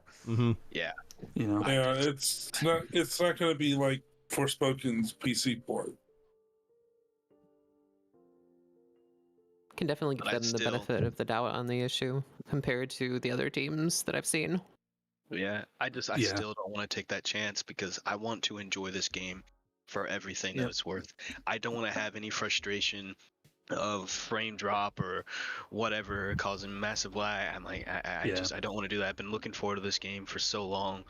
And besides, like, Armored Core 6 is going to come out on PS5. So it's like, there's other games that are going to be coming out on the PS5. Like, it's not like it's going to be like a terrible investment buying the PS5 and getting that so I could play Final Fantasy 16. Like, it'll be a system that'll last me a while. So the only thing that sucks is I can't play certain PS4 games on my PS5, even though it's all PS4 games work on PS5. A lot do, but not all do. But if you're looking for multiple franchises, I am really happy with my PS Plus subscription. I recommend Isn't it everyone. like 99% of them though? I think there's only a couple that don't work. I wasn't able to get Final Fantasy Zodiac Age, Final Fantasy 12 Zodiac Age to work on my PS5. I think it does downloadable, now. or? I think you just if you have. So I know that I don't know. I am fairly confident that Zodiac Age is free to download and play if you have PS Plus now. Yeah, but then I gotta get the digital version of the game when I have the when you have the physical. Yeah, I don't. I PlayStation Plus. The last PlayStation I had was PS2, so I can't speak for if you can put in the PS4 version and have it update to 5. Well, it's supposed. That's the thing is part of the reason why I wanted the disc version was because it's supposed to be backwards compatible with the discs from PS4. It may be. I can't say yes or no on that. And that's why I was a little frustrated with like that game. Now, I still have my PS4, so it's not a big deal. I don't. My care. I got PS4 broke. I got my PS4. And I was like, okay, my PS4 like broke, and I was like, okay, well, and then I was like, yeah, we're just so close to a PS5. I'll just wait and get a PS5, and then we couldn't, and I couldn't get one, and then it was like, all right, well, like heck, you know, because I was like, because I've picked up some of the games on PC, and I just haven't gotten around to playing them, but like you guys, like, you know, Spider-Man 2 is coming out this year, like I was really excited for playing Spider-Man. So there's a handful of games that I definitely want to pick up. Like I saw Ghost of Tsushima's on sale, and I was like, I remember playing that, and I was like, that was such a solid game. And just how how the game kind of directed you in a way, like with the wind. I was like, oh yeah, like it reminded me of Final Fantasy XI. A lot of things like that. It's like, okay, let's just reduce a lot of the UI. Let's or at least give the player the option to start scaling this back. That's where it's like, yeah, some of the immersion comes from like not having to sit here and have all these waypoints and all these things. You can kind of let the world like kind of tell you where you need to go. All right. By the way, online is saying that it should work. The disc version should work. So maybe it was a firmware update, or maybe it was just an installation issue with your disc. It maybe might not try have and been reinstall it. updated yet. Yeah. I can try again. I haven't tried again since I got it, so I don't know. Okay. Cool. Sorry, guys. Sorry. I know I keep stepping away. Hopefully this will be for like the last time. Julie needs me for a second, so I will be right back. 5 minutes before the next good. phase I think that starts. should be fine. Good deal. Thank you. It's like you have a family that you have to look after or something. Yeah, you wonder why I don't stream. Hey guys, I'm here. I'm gonna be. I think I literally had a stream where it was like 30 minutes where I was like, yeah, I'm not here. Like I got some business to take care of. I'll be right back, guys. Enjoy. That's why I'm like always like, come in, hang out with me in voice. So that way it's not like 30 minutes of just dead air, you know. So yeah, just be sure to monitor to the chat. Keep everyone entertained. Woohoo! I don't worry. I've got New Heart says I'm playing Miles Morales. You're pretty hyped for Spider-Man 2. I am also. I know Chili's gonna be like, can I promote? Guys, if you're doing cool stuff, tell people now about it. What you're making, what you're producing. I don't care. It's about helping each other. It should always be about that. You know, and just as long as you're not like making like porn, like that's my only rule. Love you. I'll be right back. Curses! But I was going to spread out into I'm that. out of it then. Hey, nope. Gotta behave on stream. Nobody wants to see that. Not with that attitude. No, I don't know. With that attitude, maybe some people would want to see it. You know how people are. Yeah, it's the internet. But no, I guess I'll promote my stuff. I'm Chili, one half of Moogle Guy on Radio. I do a podcast every 2 weeks based on the hype game, Final Fantasy XIV.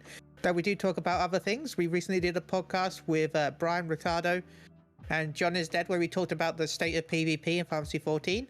And next week we've got a bit of a drama episode, as we've got Sausage on about the Ultimate stuff. So if anyone that heard about the Sausage Legend drama, we have them on the podcast next Thursday. You can find me on twitch.tv/MoogleRam I'll be streaming the Final Fantasy 16 demo probably Tuesday night at around 8 p.m. BST because I am British, even though it's 1 a.m. and I'm about to get ready for raid. So yeah, that's what I've been doing. We recently reached over 1,000 followers. Nice. Congrats. Very cool. Congrats. Thank you. Had to stream in a penguin suit because of it.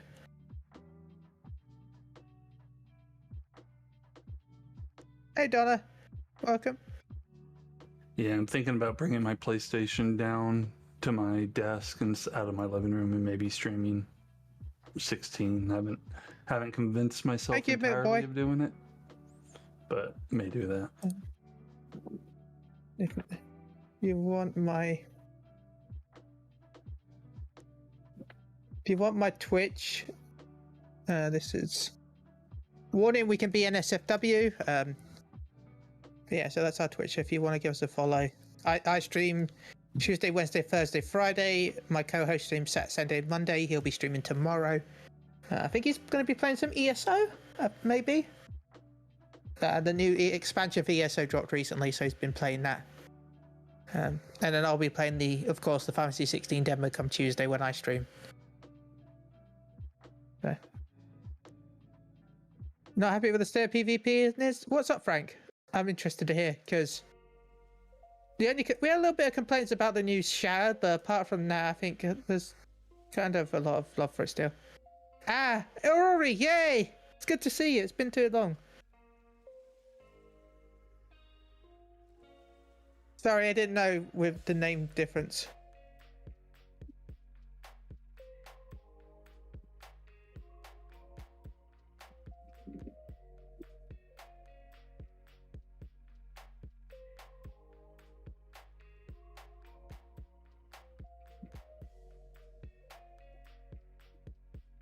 So yeah, I hope everyone is doing well in chat. Is everyone? What is everyone excited for Final Fantasy 16? Have everyone got their pre-orders down, or you just wait until reviews? I know that some people, even though they're excited for it, they don't like to pre-order stuff. I'm still waiting for the preload before I pay my pre-order because I want it, but I don't care that much. Yeah, I care, but I'm gonna wait till preload because I'm getting digital. What's up? I got the deluxe edition, the physical deluxe, so I ended up pre-ordering it. I was trying to convince myself to get the collector edition like Brian did, and I was just like, yeah, I'll spend like $150, and it was like, what was it, $300 or $400 for the collector edition? I was like, it's hard it's a little steep. I didn't think there was much in it either to make it worthwhile for the statue looks like it's really high quality, and it's probably $3 of the $400.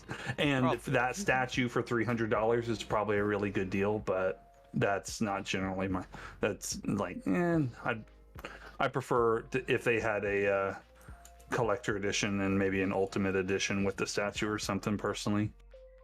But I did get the one that had the banners and that kind of stuff on it, so that was Milk Boy said waiting for the PC version, still hyped nonetheless. Nice. I'm hoping the PC version comes sooner than we expected, because I hope everyone gets a chance to play it no matter what they want, what their platform they have. Isa, sorry if I said your name wrong, may wait to buy 16. I'm still stuck on Diablo 4 at the moment. I've heard Diablo 4 is really good. I'm excited for Overwatch 2 Season 5 coming up soon. Donna Aurora says I'm pre-ordered collectors and just waiting. Nice. It's awesome. I am currently playing Diablo 4. When you said that the tanks are just dude, the tanks are, I don't know. The only tank I have an issue with is Dark Knight, if I'm honest. Everyone else I don't find that bad, but Dark Knights and Warriors are such a pain. Streams back. I mean, but I don't know if he's muted the audio. He muted the audio, so I don't know what if they can hear. Okay.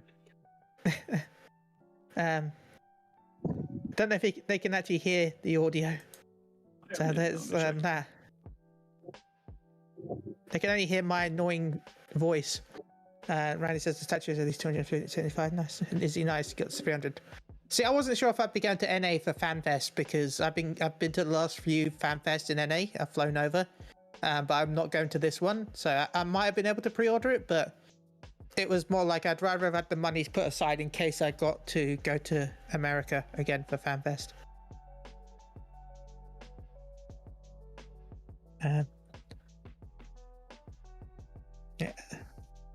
Yeah, as a budget gamer, I think I'm just gonna wait for 16 to come to PC. I have a nice PC, so it shouldn't be a big deal. Yeah, especially for me, because I don't have a PS5, so I can't even play it anywhere, so. Yeah, it's very much the same. Thanks, Frank. Yeah, Dark Knight is my main pain. All right, I was Dark Knight during Shadowbringers. I haven't played Endwalker. All right, I'm unmuting him. I was told no more interruptions, so I'm gonna guess 3 more interruptions. アクションゲームが大好きで、マックさんの動画は今までたくさん見させていただいて、今回一緒にステージに立てることを光栄に思ってます。ありがとうございます。And I myself love action games. I love 2D fighting games, and I love your videos. Watch them all the time. That means the world, just knowing that devs are out there paying attention to content creators alike. There's a relationship there. That's really special. So, since a lot of you guys have seen my content, you know I'm into things like fighting games, action RPGs, and I have a special admiration for how the combat in all of these games plays out. And from everything that we've seen so far in the videos and trailers for Final Fantasy XVI, some of my favorite bits have been watching one-on-one combat with other human enemies and seeing how they react. We see a dragoon fight in some situations. In other moments, we've seen a forest where there's like a ninja, really cool moves. Those are easily some of my favorite moments we've seen of Final Fantasy XVI so far. ありがとうございます。そう言っていただいて非常に光栄です。開発者とともにコンテンツクリエイターとして関係性を築いていくことが非常に大事だと思っておりますので、すごくありがたいお言葉です。そして私の動画を見てくださっているということであれば、本当にその格闘ゲーム、アクションゲーム、アクション RPG その中の戦闘システムに非常に興味を持っているということもご存知ではないかなと思うんですけれども、16に関しても、今まで見てきたその動画とかトレーラーの中ではもう本当に素晴らしいコンバットが入っているのではないかなというふうに思っております。で個人的にすごい気に入っているのが、その1対1人間の相手に対してなんていうかと戦うシーンがすごく面白いんじゃないかなというふうに思っておりますので、なんていうかその竜騎士とか森の中で忍者と戦うっていう場面もあったんですけれども、すっごいかっこいい技がたくさん使われていて非常に楽しみにしております。このゲーム確かにいろんなアプローチでいろんなキャラクターと戦えるっていうシステムになっているので、マックスさんのご指摘の通り本当にその点は楽しんでもらえるんじゃないかなと思っています。With our player versus enemy battle system, we created this type of system that's going to be interesting no matter what type of enemy you're going to fight in. You're going to find a lot of different experiences depending on what you fight. We think we have something really special. OK ですね。あとゲーム内の戦闘場面に関しては本当ゲームをプレイしているだけじゃなくゲームを見ている人でもこうゲーム画面が魅力的に見えるようにっていうのはもうチーム一同全力尽くして作ってきましたので、そう言っていただけると非常にありがたいです。I mean, for the combat, we tried to create something that was not only exciting for the people playing, but also going to be visually stunning for the people watching. Yeah, and I think from everything we've seen so far, that is front and stage, and in the center of the whole game is the action spectacle of it all. But I'm really curious. This is kind of a deviation of a lot of like mainline RPGs. It is not turn-based. It is focused on action.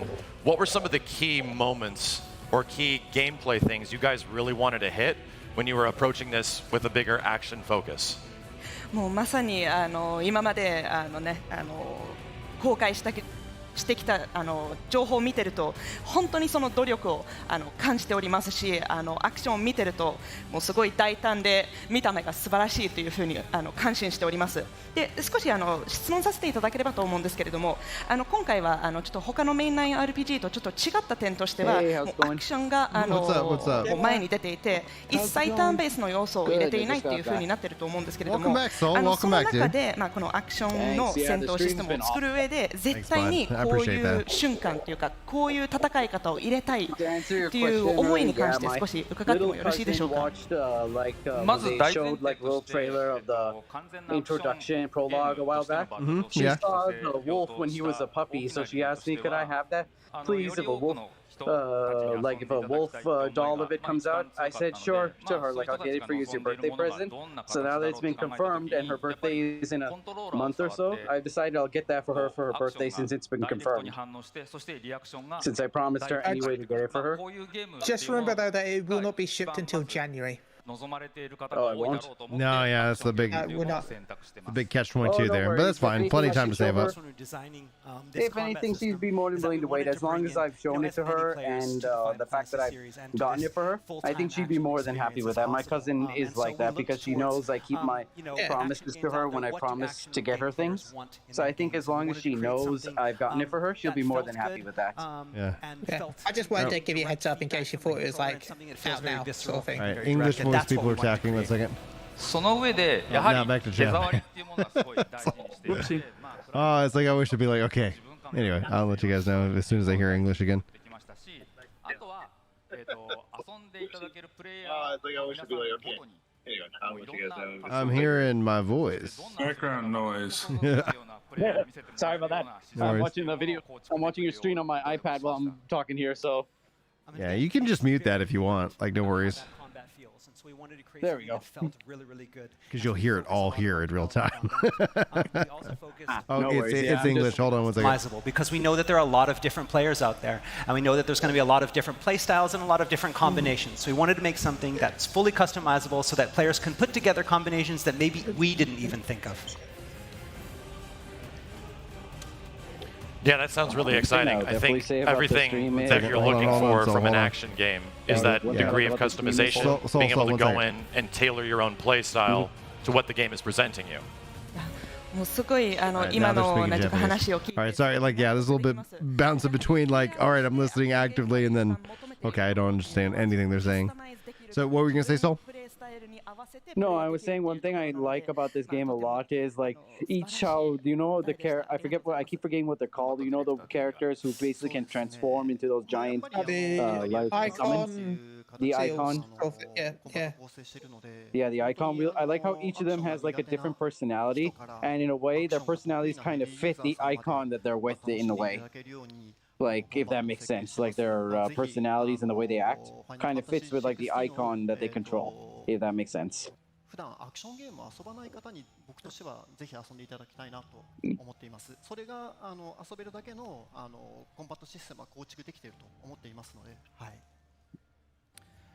Because Final Fantasy 16, you know, it's our first time going into this real-time action. Anyway, I did not expect to see Maximilian Dude here. Like, I remember they announced it, but I didn't expect. Sorry, English again. Hold on. Sorry. There's a lot of Final Fantasy fans out there that aren't that good at action games, that aren't that familiar with action games. So we wanted to create something that felt good for them as well, and create this system that felt very balanced, and it felt like it was for everyone. And I think that we've really done that. And we hope that through Final Fantasy 16, we've created a game that can bring fans, you know, maybe that didn't like action games and learn to love action games through Final Fantasy 16.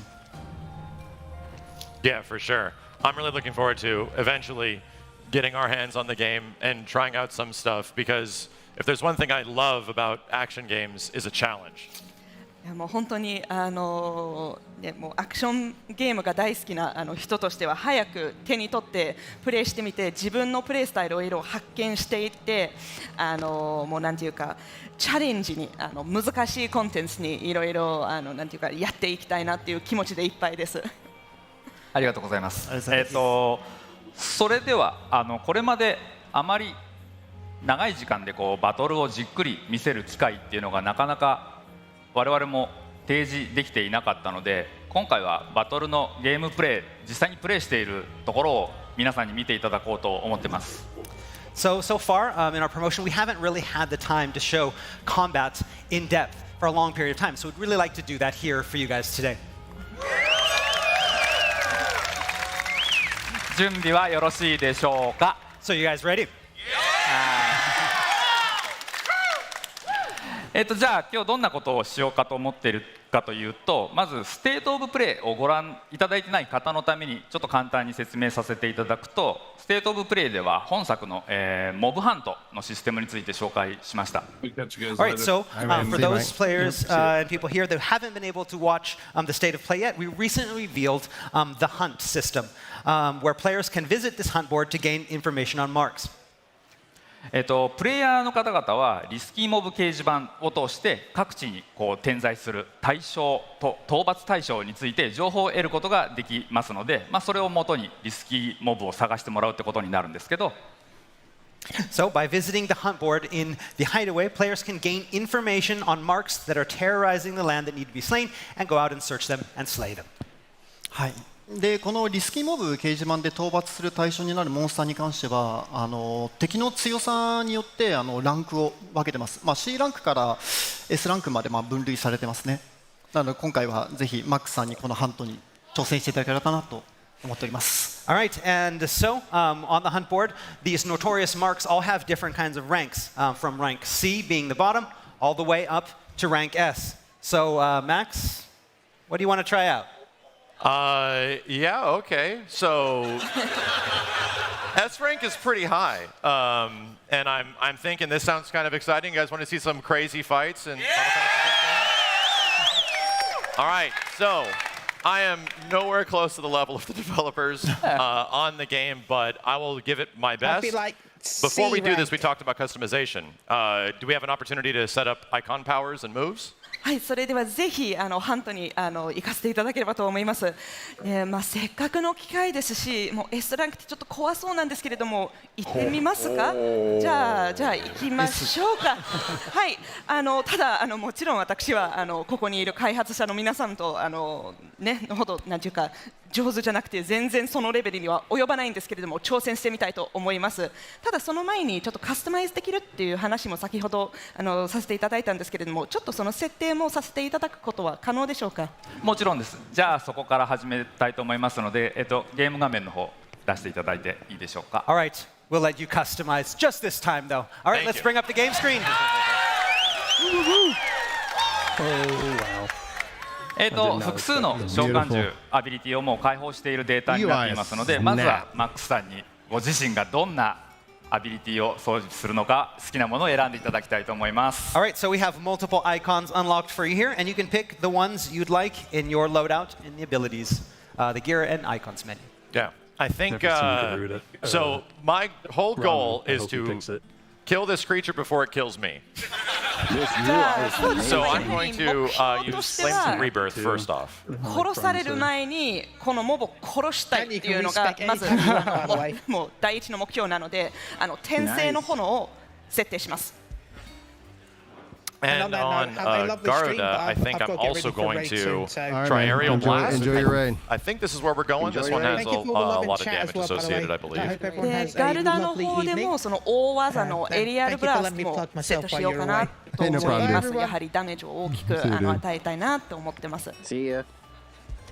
本当に最高技ばっかり選んでますね。 So you're choosing all of the strongest attacks, bringing out the big guns. Yes. Okay. Full Berserk class. もうなんていうかゴリ押しでいきます。やられる前にやるですね。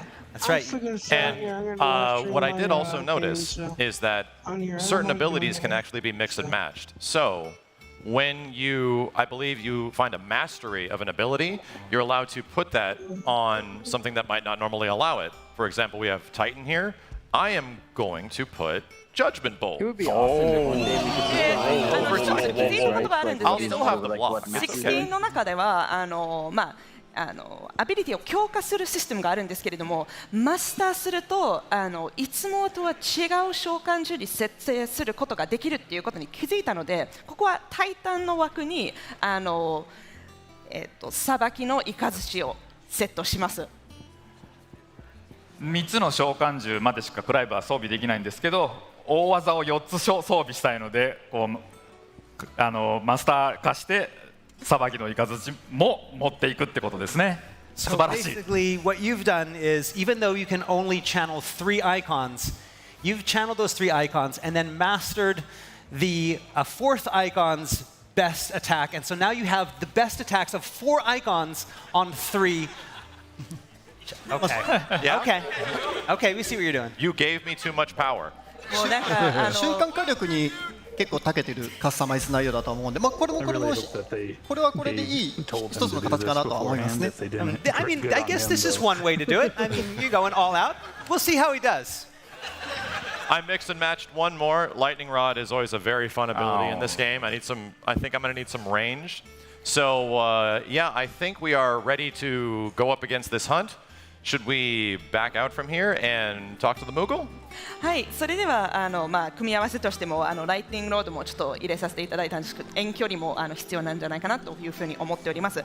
これで準備完了だと思うんですけれども、ここからはモーグリにちょっと話しかけた方がいいかしら。そうですね。一回モーグリに話しかけてもらって掲示板を開いていただけますか。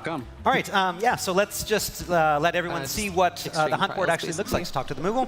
これで準備完了だと。 I feel your pain. He's so cute considering how dangerous this is about to be. もう本当にこれから危険な旅に行くんですけれども、可愛いんですよね、この子は。はい。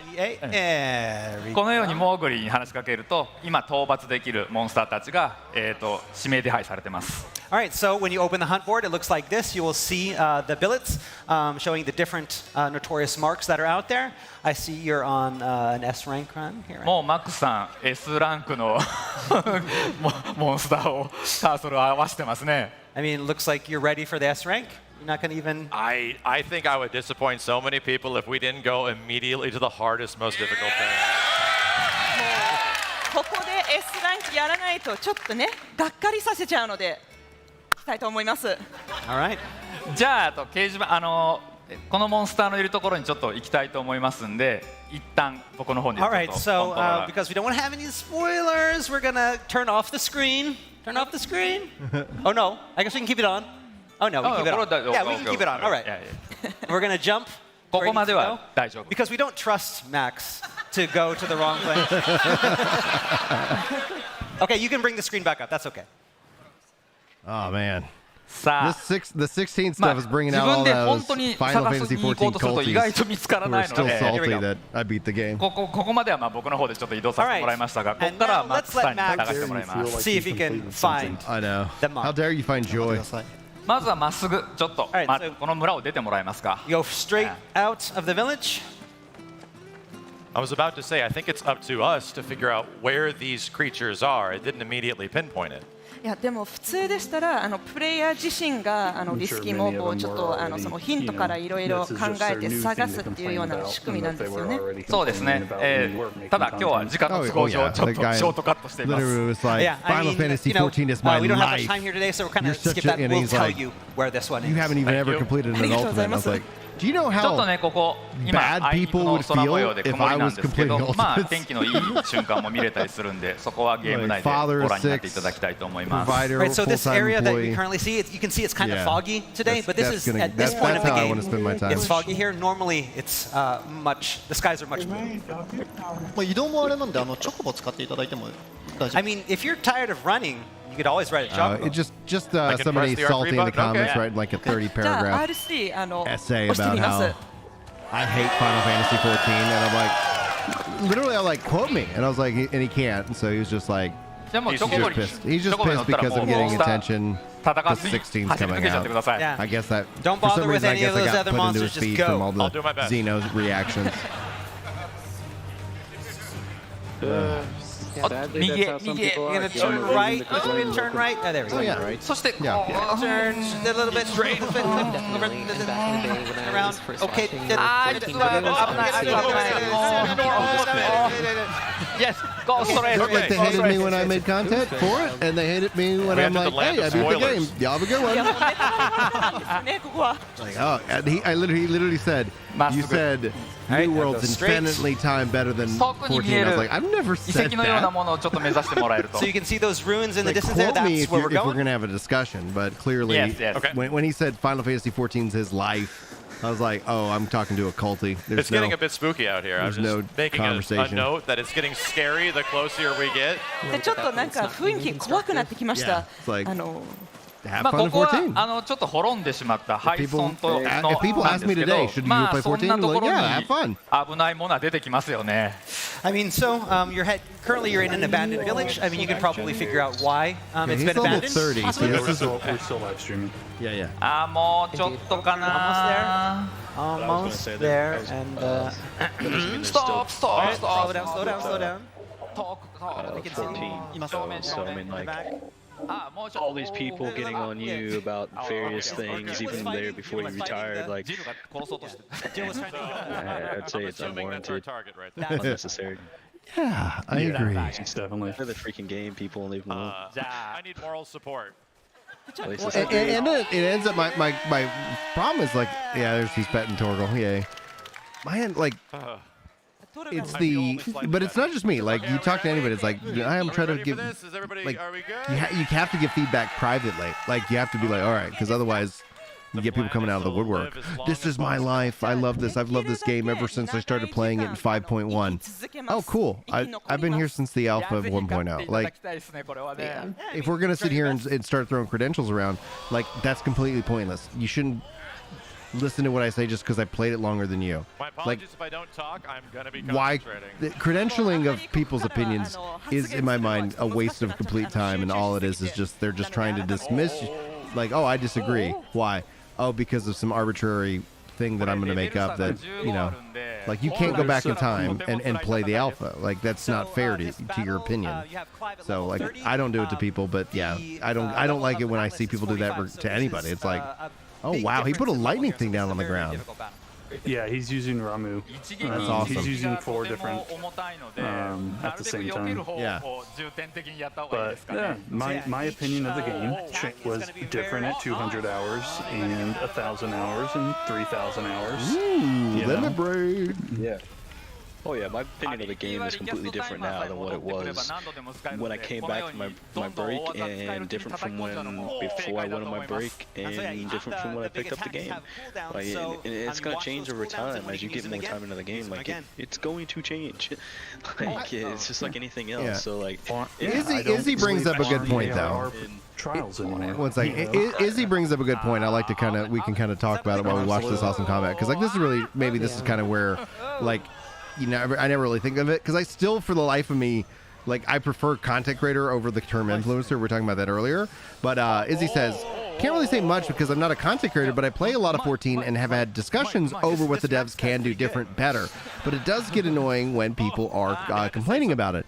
And I think maybe like a thought that I've never really kind of chewed on, and discussed. So just to kind of toss it out there, because it could be also the idea that, and the theory that content creators have this massive influence on the devs. So when I say like feedback on X, Y, and Z, it could feel more attacking if you especially didn't agree. You're like, oh, what Brian wants will ruin the game, and Brian is in this position. Like, and I never view myself in a position of influence. Power. Right, and I never view myself as that. So like on that point, like I even represent ideas I disagree with publicly as a part of the discussion. I'm like, hey, here's an idea, like, because I think that my concern is like, are the devs actually getting the feedback, or are they only getting a curated version of what they want? And the game has become progressively more single player.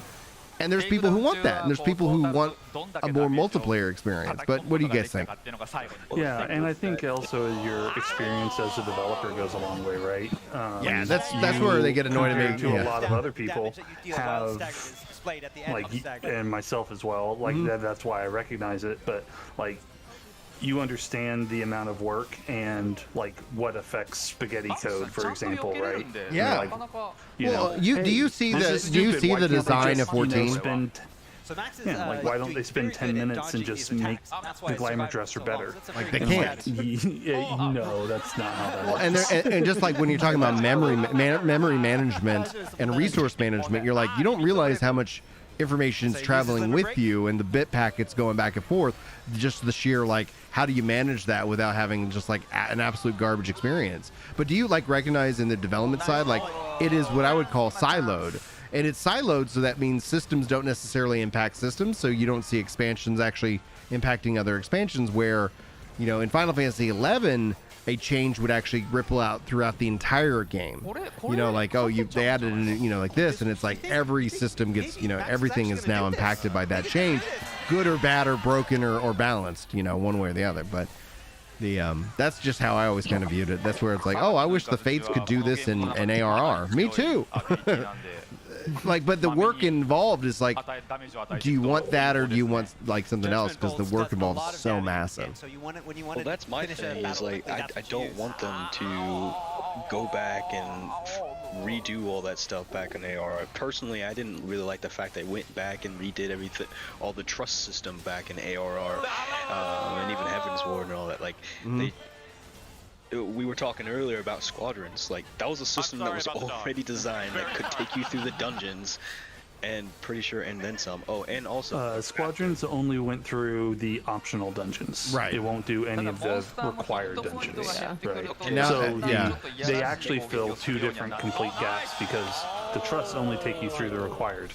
So now you can do both. But now they have to go and redo the code basically to go be able to make trust work in this back there, where should be able to make the squadron system work easier with all the other dungeons, is my thing. Because the code is already there essentially for that. And so they didn't have to go and rebuild extra code for the trust system for ARR content. So I didn't really like that they in my opinion, it was a bit of a waste of time. I would have rather them do other content, in my opinion. Yeah. But I mean, I see why they do it. I know why they do it. It's fine by that. I don't care. Yeah, it doesn't benefit you, right? It is the biggest thing. Well, and and the game has gotten so big that that's where you see a lot more voices kind of feeling that frustration, because, like, it's like not every piece of that's the thing. It's like, I don't want them to build a game that just appeases Brian. Like, that's ridiculous, because at least I recognize that. But there's a lot of people who get frustrated, and it's unfortunate. And there's a lot of people who absolutely love the content offering, and that's beautiful. And I honestly think it's going to be interesting to see with 7.0, because like this guy who was complaining on my recent defense of 14, saying like a lot of the reasons why people are voicing their opinions and frustrated, and some people that I never thought I would see come out of the woodwork and talk about how they're not satisfied with Endwalker. I think one of you guys called like Endwalker, like, you didn't really enjoy that. Oh man, he lost. and I was like, I'm defending it because, like, you got to remember a lot of it's planning and budget and pre-planning and design. All was happening during COVID. Like, the reason why Shadowbringers kept putting out content was of Yoshi P's leadership. So it's like, I think, if anything, if you're really dissatisfied with Endwalker, there's a real opportunity that 7.0 blows your socks off, because 16 will have been released. They're COVID, they're back into development. They're bringing on lots of resources. So I just think it's going to be a really bright future for 14. But people don't like that. And I'm like, and people try. Well, they've always tried to control what I say. But that's, I think, where we get friction, because I'm like, you can't. So I work for a major corporation, and I've been working on a project for 4 years, and we had to, like, get through COVID and everything, right? And it's just like, so I definitely understand, like, if you look at historical packs, everyone's favorite relic to go get is the Heaven's Ward relic, which you get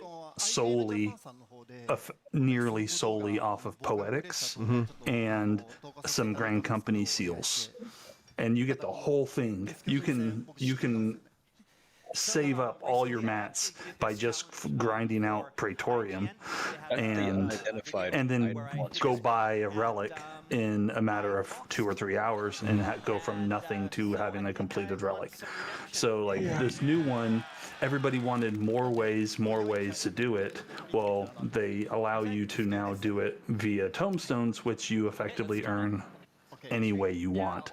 I think that the complaint is, since there's no restriction, there's no channeling of people into specific content where you can enjoy that wave. Yeah. But so, like, there's two sides of that coin there, right? But I think that Endwalker, next expansion and the next expansion are going to be one of the ones that you see everybody running around with Heaven's Ward, and as long as they look good, you're going to see a lot of people running around with Endwalker relics, glamored over whatever they actually have.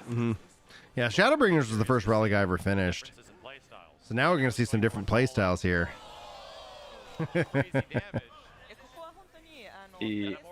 Yeah, I think. Go ahead. I do like the Sesame guy, though. Yeah, cool. So personally, my thoughts on the whole Final Fantasy XIV situation is that people have the my game mentality, and when something doesn't go their way, they tend to act negatively. That's a very good point, and it's hard because 14's like multiplayer, right? And yeah, like in a single player experience, like your mind game mentality, like, all right, like you get to go do what you want, and you're not. No one else is having the ability to impact your play, and that's where, like, I'm very curious about, like, 14 as an, that's why I've long called it since day one, an RPG MMO, or like a single player Final Fantasy in an online world.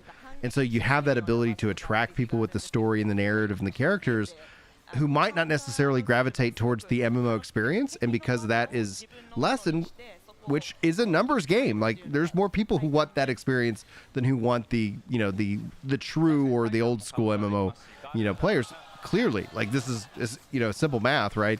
I think that's where maybe you have that kind of friction come in, because, like, anybody who's impacting it, you're right, like, it's the same thing with, like, there is that hardcore, like, that toxic hardcore mentality, but there's also that toxic casual mentality where it's like, like, we're like, you don't pay my sub, for example, like, where it's like, okay, but we are also still here trying to do this together. Like, there's, at some point, you're asking other people to make up 30 or 40% of the damage on the boss, like, that your class would normally be able to bring. It's like, well, like, at some point, like, it is what it is. Yeah, and that's why, like, I think that, like, the solo experience is a good option for people. Like, if you want to be that, oh, you don't pay my sub kind of person, like, go play the solo realm, so you don't have to deal with people in that case, because, like, you just have NPCs run with you. You're not going to cause a bunch of problems for you. You're not going to have to worry about people saying those kinds of things, and at the same time, you're not going to be, like, ruining other people's experience. You want to get through a dungeon faster, or want to actually, like, clear content because your DPS is too low, and so they can't actually make it past DPS checks, or those kinds of things. Like, that's the kind of stuff that's meant for those kinds of people. And it's the whole reason why, like, I'm a big proponent on them bringing in more solo like raid type style content or trials and stuff like that. Like I said earlier, like the Heidelin trial is one of my favorite trials right now in the game, strictly just because it has a solo player feature to it. And so like I plan on, I don't know how to play tank in raids and trials and stuff like that. So I plan to go and use that trial as a way to kind of like help me learn how to play tank, so I'm not messing up other people. And that way I can get used to like doing mechanics with a rotation and holding hate and all this other stuff that you got to do as a tank. But I don't have to worry about messing up other people. If I die or I cause the whole party to wipe, what to do? It's just me that's in there. It's not a bunch of other random people that are in there that I'm making have a ruined day. And because I personally would feel bad if everybody's having a ruined day because I'm dying all the time, especially as a tank. Because I mean, you die, pretty much the healers are gonna probably die. And then of course, who are we gonna blame? Blame the healer. And then the healers are gonna get blamed because you died, and I'm like, but it was my fault. So like, it just becomes a chain reaction of no fun for anybody. And it's certainly not just a Final Fantasy XIV experience. I think that extends to other MMOs as well.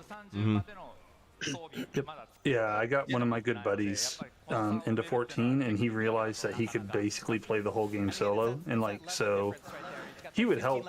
He would ask for help from time to time, but like I barely got to help him, even though I was looking forward to running all the dungeons with him, because he's in Brian's situation where he's got multiple kids, and he's just like, well, I don't want to waste anybody's time, and I might have to go walk away for 15 minutes in the middle of the dungeon. And even on that note, like that's where it's like one of the things, like even with the trust, is like I wish there was a hybrid mode where it's like, okay, like let's just run it two-person or three. It could be 2 or 3. Like the game in terms of its numbers, it's like you either play it solo or you have to play it with everybody, and it's like, well, like there is ground, you know, for like another, you know, tier here, which like not just for like people like me who are chronically challenged by time and responsibility, but also for like people in the military and like who like there's things that it's like, you know, I've talked to many military people who are like, I would love to play 14 more, but based off of where they are and how they serve, like it just doesn't align. Where they're like, I can't justify a subscription for a game that I'm going to play, you know, like one Saturday out of the month, you know, like, and I'm like, I feel you. Like, it'd be really cool, you know, if there were, I don't know, like, there's all kinds of ways that could go about, but yeah, I think the thing is that I think 14, it hasn't peaked. I think it has so much potential to continue to be great, but I think at the same time, there's a lot of, there's just a lot of things going on behind, you know, the scenes of the dev team where I'm generally curious to see what happens next once 16 is released, because you can't tell me it hasn't impacted 14. Like there's, you know, even if it's a minor impact, there's still been an impact with Yoshi P. And not that I'm sad that Yoshi P's on 16. I'm very happy that he's the producer of 16. I'm just curious to see what happens next, and we'll know, you know, this summer when they announce the expansion, and we'll know when the expansion drops, you know. So a few things. First, I agree that I don't think that the game has anywhere close hit peaked. In fact, I mean, I would say Shadowbringers was the peak of the Heidelin Zodiac era. Yeah, I agree. Like outside of that, like we're starting a whole new game basically now, and so like yeah, we're far from peaking. But on the post that Izzy had made, something about like crafters being easier or something like that. Yeah, Shadowbringers made like so many things just like streamlined, but also way easier than they ever used to be. There's some things on that I agree with, like making leveling all battle classes easier, because there's so many, and they just keep adding more like every expansion, and so like I'm all game for that. Make that easier for me.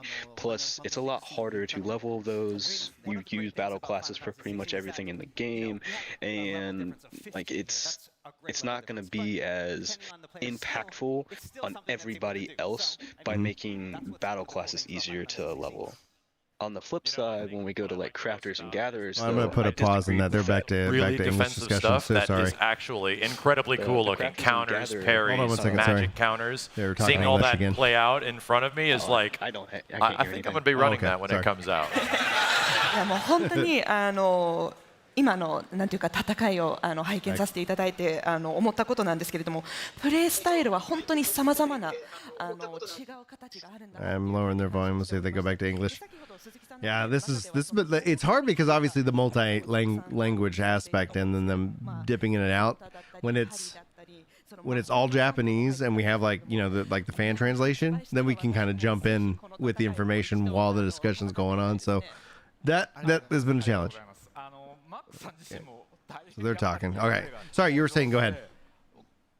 But like with the crafters and gatherers, like by them making that easier for everybody to level that up, it affected the market board or affected people's ability to actually like do anything with that. So anybody who actually found like making Gil enjoyable, it just made everything that much more difficult. All right, 1 second. Sorry, I'm back. I just wanted to survive, but really the pleasure is being able to share this stage with such incredible people. So thank you guys a ton for this. はい、ありがとうございます。そう言っていただいて、まず目標としてはとりあえず生き残りたいとだけ考えてたんですけれども、それはちょっとね。でも本当に何よりも光栄なこと、何よりも光栄なこととしては皆さんと一緒にステージに立てることができて本当に嬉しかったです。改めてありがとうございました。こちらこそ本当に今日マックスさんと同じステージ立たせていただいて大変光栄でした。ありがとうございました。And thank you from us as well. We were very honored to be on the stage with you. Thank you. はい、それではこの後一旦小休憩挟みまして、その後アナ・ピアスさんとマイヒロのステージになりますので、お楽しみにお待ちください。All right, so that's the end of our stage here today. Where it's time for us to take another short break, but please stay tuned for Alana Pierce, Mahiro-san, for our story and lore panel coming up next. Thank you. Story and lore is up next. I'll lower that down a little bit. All right, sorry, I know we're having that discussion. I kept like jumping in and out, but you mind jumping back in on that topic? Yeah, and so like with crafters and gatherers being so easy, it kind of messed with like people who like doing market board stuff and things like that, and I didn't really agree with all of that, and so like it affected everybody. It became like something that affected more than just you as a single player, and so like I wasn't a big fan of that one. I mean, making it easier, sure, because back in 2.0, leveling up crafters and gatherers was absolute garbage. Like I think the quickest way at that time period was leave kits, and that even then was a pain in the butt. But now, like, you can level up pretty much all your crafters to like 70 or 80 using Ishgard in like 2 days. Mm-hmm. Oh yeah. So like it all depends on how much gil you have and how much time are you willing to throw at it. But you can level it up really darn fast. And so like to me that's just a little absurd. Granted, crafters and gatherers are useful for various things. The hardest part, like about I think for crafting and gathering, honestly, was the 1 to 50, because then after that, especially like with leaf kits, like you just stand in Ishgard, you just stand in Stormblood, you just stand in the different expansions, home base, Kugane, and then like obviously the Crystal Tower, and it's like you just turn in and then you're done, and it's like it got streamlined quite a bit, and it was like, but then again, the game doesn't have that true player economy outside of like cooking and alchemy, and and then finally they started letting you repair other people's stuff, which was I think a good call. Well, there. Yeah, I think they might have gone a little too far, but you also have like, if when they made that change, it was before the WoW Exodus. Right. Yeah. And then so you have all these people coming over who are used to playing alts and who are used to having, all the crafters and gatherers across, multiple characters. And the fact that you can do it all on one, I think that the amount of people the influx of people on the game, like had they made that decision, had they not made the decision to, at the end of Stormblood and at the end of Shadowbringers, two things. One, they may not have made those decisions afterwards because they may not have been necessary. But two, how many people would have like come into the game and like, oh well, crafting's garbage, and then just not touched it, right? Yeah. Instead of enjoying the the change. I do wish it was a little more complicated. I do hope that, I did hope that there would be more expert crafts in the future to combat how much easier they made crafting, to make, if they can make it so that you can't macro everything, then that kind of fixes that craft, and that's being so easy. People like praised it, and it's like, well, you kind of just write macros, and that's okay, but it was like, at the end of the day, like that's, I mean, you can get more nuance, which is kind of nice. It gives a lot of players a lot of choice. Yeah, for me, like, I think the balance would be macro all the pre-crafts, but like make the armor pieces actually make that actually like an expert craft where you can't really macro it unless you're macroing something from last expansion, I would still argue that somebody would figure out how to macro it, like Ash 10 or somebody like that, who crafting and gathering is like what they do in this game. Yeah. So like and then they would post it on their website. Now everybody has that information, because quite honestly, I don't make my own macros. I don't come with my own rotations or anything for crafting. I just wait for Ash 10 to post his stuff up on his website, and I just copy and paste. Like, his tools are the best. I give them to everybody, and I say, hey, look at this, and like I send them over to his stuff all the time because it's just so useful. And he's got so many things that you can take to be able to do that stuff with. I mean, right now he's got the purple script gear and the crafted gear and what you need for melds and all the rotations and the exact amount of craftsmanship and control and CP, all that stuff. So it's like it's detailed to a T on everything. So like, but they have the ability, right? Like, if they couldn't, like, nobody could macro the last stages of the Ishgard restoration tools until this expansion's gear came out. If you macroed it, like, unless you were like, okay, you're gonna have a 20% chance of a high quality, like at best, if you macro stuff oftentimes, because you were reliant on those, on like all the various procs, right? Yeah. You had to dodge the good one. You had to dodge the bad ones and take advantage of the good ones and do your stuff out of order. Like, they just don't.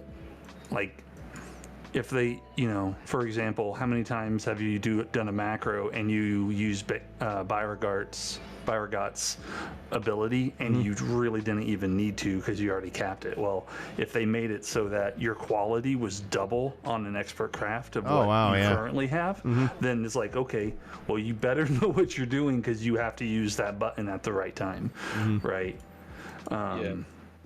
And that's kind of what I meant by, like, relying on expert crafts to like put out that in-game gear, especially because if it's 6.4, and looking at the story and everything, that's what I was like, man, I want there to be a 6.6 on this I wonder, especially so bad. especially if it ends up going where you're talking about June of 2024 for 7.0.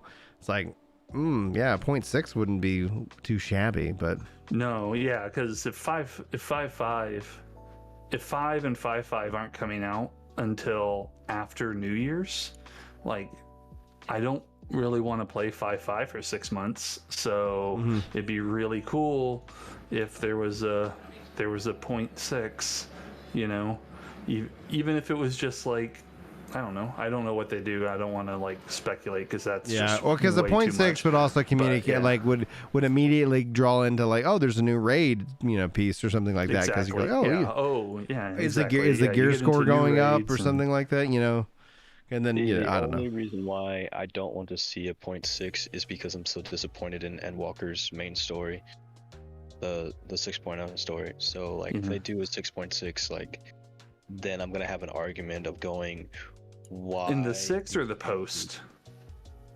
And it's 6.0 or 6 in the post. Are you sad how like are you disappointed how Endwalker ended, or you like the end story of Endwalker, or the post 6.0 story, Okay. the end of Heidelin and Zodiac story? A lot of my criticism from this expansion comes from the 6.0 story. I'm very disappointed in it. Very disappointed in it. And I know it's a very hot take, but like it's one of those ones for me where I go, they could have then extended it into 0.1, 0.2, 0.3 or something like that if they do a 0.6. That's why like I don't want to see a 0.6. Because then you feel like it's kind of wasted. Yeah. Yeah. Well, it would disappoint me in the writing that they did for the 0.0 story. Yeah.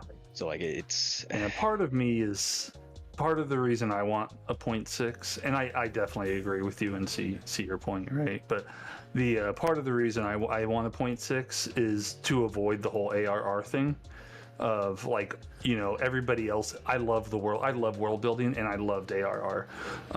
So, and I know I'm, you know, I'm pretty lonely on that island, but I'm not the only one on that island. After I did my replay of 2.0, I found that I really like ARR. Yeah, like it makes a lot of ARR. Like a lot of people docked on it, and like I loved ARR. Like, I think the biggest complaint about ARR is that people are really bad at explaining that 2.0 is not the end of ARR, and so everyone finishes Praetorium and is ready to go into Heavensward, and they're like, I have 80 more quests, right? And I'm like, look, your friends at the time bad though at explaining things to you. I'm sorry, but at the time though that was great, like, because if playing they that have real that much time, more world building for like one more MSQ, patch, I just think that it would lower the amount, it would help people like understand what we're getting into, and having a full patch after all of the fan fests and being like, okay, look, we don't have to worry about spoilers type stuff. Like, here's another lore patch, and like, what if we were going, if we're going to another continent, we could start that whole process, like very much outright in that last 6.6 patch. And then just kind of hit the ground running. Some people complained about, 6.0. Like, when 6.0 started, it was like an hour of cutscenes before you ever like got into combat. So if somebody, they can kind of mix that up. It feels like if they add more content, and I think the scheduling so that they get more into summer releases than these Christmas/New Year's releases would be nice. Yeah. But yeah, that's just reasons why I would like to see it. I don't know that I would even recommend that. I suspect that they will. It's just like, I don't know. Like the thing on the 6.6 though, on that theory would be, it would add a lot of build up. So I think it would help, like, marketing wise for them. Yeah, that would probably be the biggest thing there. But other than that, like, again, I don't really want to see it. I really don't. No, I think you made a really good point as to why you don't. So I'm not trying to not necessarily convince you. Oh no, I understand what you're saying. It's just, it's more. I just wish Walker was better. It's probably my biggest problem with it, because of the fact that, like, after coming off of Shadowbringers, I thought the story was great. The pacing of the story was great. Granted, did it have its slower moments? Yeah, but as a whole, like, I didn't feel like I was rushed or anything like that. The launch was great. Granted, you didn't have like 4 billion WoW players trying to play the game. That was all what 5.4 was like when they all came, like 5.3 for the early ones, 5.4 for most of them. I can't count that against them too much. But then it was still, you still have bugs. You've got, I mean, I could deal with the launch itself, like not being able to get into the game. I could deal with that. but it was when I was in the game, like I just felt like they just rushed me through the story, and so that's where like a lot of my problem came in with the story. Yeah, I think Izzy's saying that they don't. It definitely felt like the 83 trial could have, the 81 dungeon, the 83 dungeon bosses could have been easily the 83 and like 88 trials, and then the 80, and then trial 1 could have been, the end of the last trial of the game, right? And then everything after that be an entirely different expansion. And I remember feeling that same way for quite a long time. Very, like, where you would say, like, okay, that would finish off the 6.0 and then 6.1, 2, and 3. And that's also the established pattern. And that's why I think when you see Endwalker, and like Chris and I were talking about it in the podcast and all of it, like, I think people were thinking I was dogging on the game, but I was like, that's where you see like the biggest drop in player retention is after Endwalker. A, because you have a bigger number, but B, it's like people just finish the story. And previously you would see people hold over to the 0.1, the 0.2, and the 0.3 to kind of finish out the expansion story and then maybe take a break, or they would just take a break after the finishing it anyway and get caught back up. But yeah, and it's like then though, like when you look at the retention for the game, once they introduce like the updated PvP and crystalline conflict, etc., like Final Fantasy XIV, this entire expansion cycle has held on to way more people each and every patch than prior. And I think a lot of that has to do with like giving players more choice to do different things, and obviously new players coming in and checking out the game with its complete status. Izzy says in chat that they don't think 6.6 would be healthy because it's not like they'd have a new Savage tier, it's not like they'd have an ultimate, it's not like they'd be adding a new story. And I think ultimately people probably would feel like just come out with the expansion. We know the expansion's coming up next. Like this has been like there's a strength and a weakness in establishing patterns. One of the weaknesses is that players get like, well, you haven't surprised me in a while, but the strength is like, oh, I know that the game is consistently delivering, these things. So like you tend to see a lot of like pushback on the game from new players when they come in pre-expansion, and all of a sudden it's like they have all this stuff, like, oh my gosh, how could I ever do all these things? And then eventually they spend enough time in the game, and then they get into that like, oh, post-expansion, in a way, like you kind of think of it as a crash. Like I was just watching one of my friends do, like he put on his comedy show, and it's like you have these moments of these high highs and then these low lows when you wake up the next day and you're like, oh man, everything I was working towards, I did. And then it's like, well, what do I do next? And you kind of have that lull. Same thing with the 0.0, 0.1, where you're like, oh, but where's the exploratory zone? Where's this or where's that? It's like, that's coming. We know it's coming. We know when it's coming. But you came in at the end of it when it was all here. You're now having to wait, patch over patch if you choose to wait. Yeah, someone who's just started in 5.4, right, had 8 years of content to play catch up on. And they're like, there's so many things to do. How dare these people with 20,000 hours played like say they're getting bored? Like, do the stuff. Like, I've already done that stuff for more hours than you've played. So like that's why I don't and that's the thing is like why I understand why people are getting burned out on the game, and I understand why people are confused as to why there's the longest term players have criticisms for the game. And that's why part of why I am also even more frustrated with some of the new content they've brought out, like Criterion. Great content. I like the fights. There was nothing at the end. No replayability. Dead content now. Like I saw one party finder over on Pannel last night that was trying to do the Criterion dungeon 1. Meanwhile, you have the raids that go on through the entire patch. And so, like, that to me, I look at that and go, that's a problem.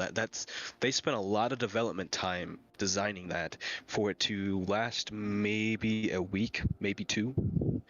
And now it's just not getting touched anymore, or it gets. I still see people running it on Aether, but yeah, it's definitely gone down in the amount of people, and I think that's just the rewards were.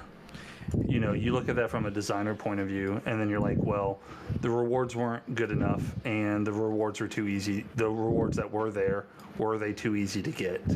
right? So Izzy brings up a good how point, is this though. going to work in the second? I'm the getting a second lot one of that's coming breathing. out Just here? heads up. Izzy brings up a good point, though, is that this could also be kind of a cultural thing where, like, and I don't know if this is true, but I know this is true for especially the PvP community.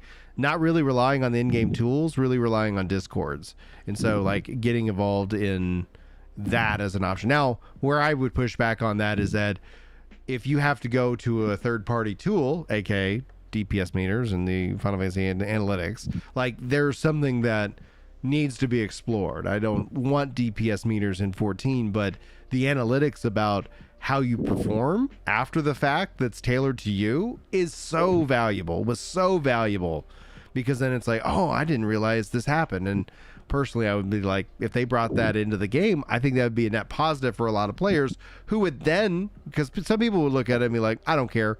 But then some people would be like, oh, I didn't even know I was doing that. I'm going to try to do that next, to have that thing. But it would have to be personalized. Otherwise, you don't, I actually never cared about how anybody else ever did. I was always like, I'm just going to do my best. I'm not going to worry about what other people are doing. I'm just going to do my best.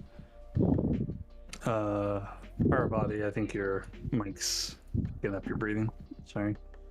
Sorry about that. Oh, you're good. Yeah. I was just like, I'm hearing some breathing. Is it better now? Yes. I think so. Yeah. Or someone who hasn't. Oh, I was sorry. just gonna ask Izzy if they are on NA data centers too. Well, they're saying that they're on the Discords are about 30-ish Criterion runs. So, maybe that's the solution. I do agree, because I have heard people talk about the essentially the reward feedback, because that the incentive is there to have multiple runs, because once you do something once or twice, you're like, all right, I did the thing. And so the rewards usually are that incentive, which can lead to that burnout, can lead to that frustration, because you're like, oh, I'm just doing the same thing over and over again. But that's where it's like, my personal preference would have been something that scales more to the player, allowing you to keep pushing yourself further as far as you want to go, where the dungeons themselves level up and get stronger and stronger. So you beat it and then it levels up, and then you keep pushing and pushing, so that ultimately you would hit a point where you're at the hardest difficult content, so that it always provides that challenge, but also that reward, where the dungeons themselves end up like the challenge is like, can I beat it in 10 minutes? Like where you get to the point where you're like, okay, you kind of just sprinting through it, as opposed to like having the dungeon kind of figure out you. And the only way to really do that in my mind would be like, oh, I beat the dungeon, and then it's like, you've now unlocked this dungeon +1, or +2, and then right. Something like that. But that gets to be a challenge too. Then how do you take the lessons learned from Deep Dungeon and administer them to Criterion, right? But a big part of this comes back to the design philosophy of like, it's okay to take breaks, it's okay to step away from the game, despite some people who believe this is a sin. Like Yoshi P encourages it, and I know that frustrates some players. I see those comments. I've had those conversations. Some players don't want to take a break from the game, and like in reality, like the best thing you can do is to not play sometimes. And I think it's an important thing to consider. Not that that's the thing. Like I like leveling, and I leveled all the jobs, and I was like, okay, I really wish there was a reason to get XP. I really wish there was a couple of different systems in place that wouldn't break power, because I get Yoshi P doesn't want anybody to feel like, you don't want to have to go and say, hey, I got to 90, but then I had to do another 1,000 levels of post leveling just to do the raid. Make me do this. Right. Well, yeah, it's like, and that's where like I push back and get frustrated when I see, like, I think it's Stoops or whatever, like when I see phrases, a game that respects your time, and it's like, I don't want I want to exist in an MMO. I don't want to just sit here and be like, well, we want to consider your time. And that's where it'll be interesting to see, because we've seen that mantra in the modern MMOs, so that they become easier, faster, more convenient. And eventually you're like, oh, this is, I did the thing. And then it's like, okay, really, what did I do? What I'm interested in Throne to Liberty, but it could be awful, but they're at least experimenting with an idea, is that they're bringing in the ability where you just you can let your character run around and grind. I was like, I've been thinking AI would be an interesting thing to introduce to the MMO. I don't know how I'm going to feel about it, but I'm going to give it a shot and see how I like it, because then it's like you have a big ass grind. More like a retainers, right? Like how you can actually see retainers going out and doing things. Yeah. The interesting thing is coming from WoW, and like I have 30,000 hours on my main character in WoW. So lots of experience in WoW. And going through multiple expansions where there was basically a near endless grind thing that you could do after hitting max level. It is absolutely exhausting, because if you had like some, you know, I know 11 had like merits, additional, but I didn't play it, so I can't really speak for it. But it's like, okay, well, if New World introduced something like that, and it's like, okay, well, you have to be level 20 on your weapon, and your off weapon. Oh, and you have to have at least rank 50 in this other optional thing. Yeah. And you're like, well, gatekeepers okay, would like really lean into that as a tool to like beat you over the head. Exactly. And then it's just, there's another level you have to grind. Oh, and by the way, it's 10,000 hours to max it out. And you're like, okay, well, get going. You know. Yeah, and that becomes that becomes an impediment to anybody jumping in, right? Because it's like, oh, hey, well, and that's we talked about that with 14 in the story, you know, being kind of the true gate. People are like, what's the fastest way to level cap? Do the MSQ, because you can go grind a level cap all you want, but if you don't do the MSQ, you ain't gonna be doing level cap stuff. Like it is, you know, that is the gate. So it's like, do that. And so that's gonna be interesting. I'm very curious to see what they do with 7.0, if they give people a new starting point. Like a new way of, you know, like, honestly, hey, I don't know how you do that either. You have New Game Plus, which I think is a really smart system, especially like when they introduced, because now that's a system that's integrated to the whole game. So it's like, cool, we got New Game Plus, cool.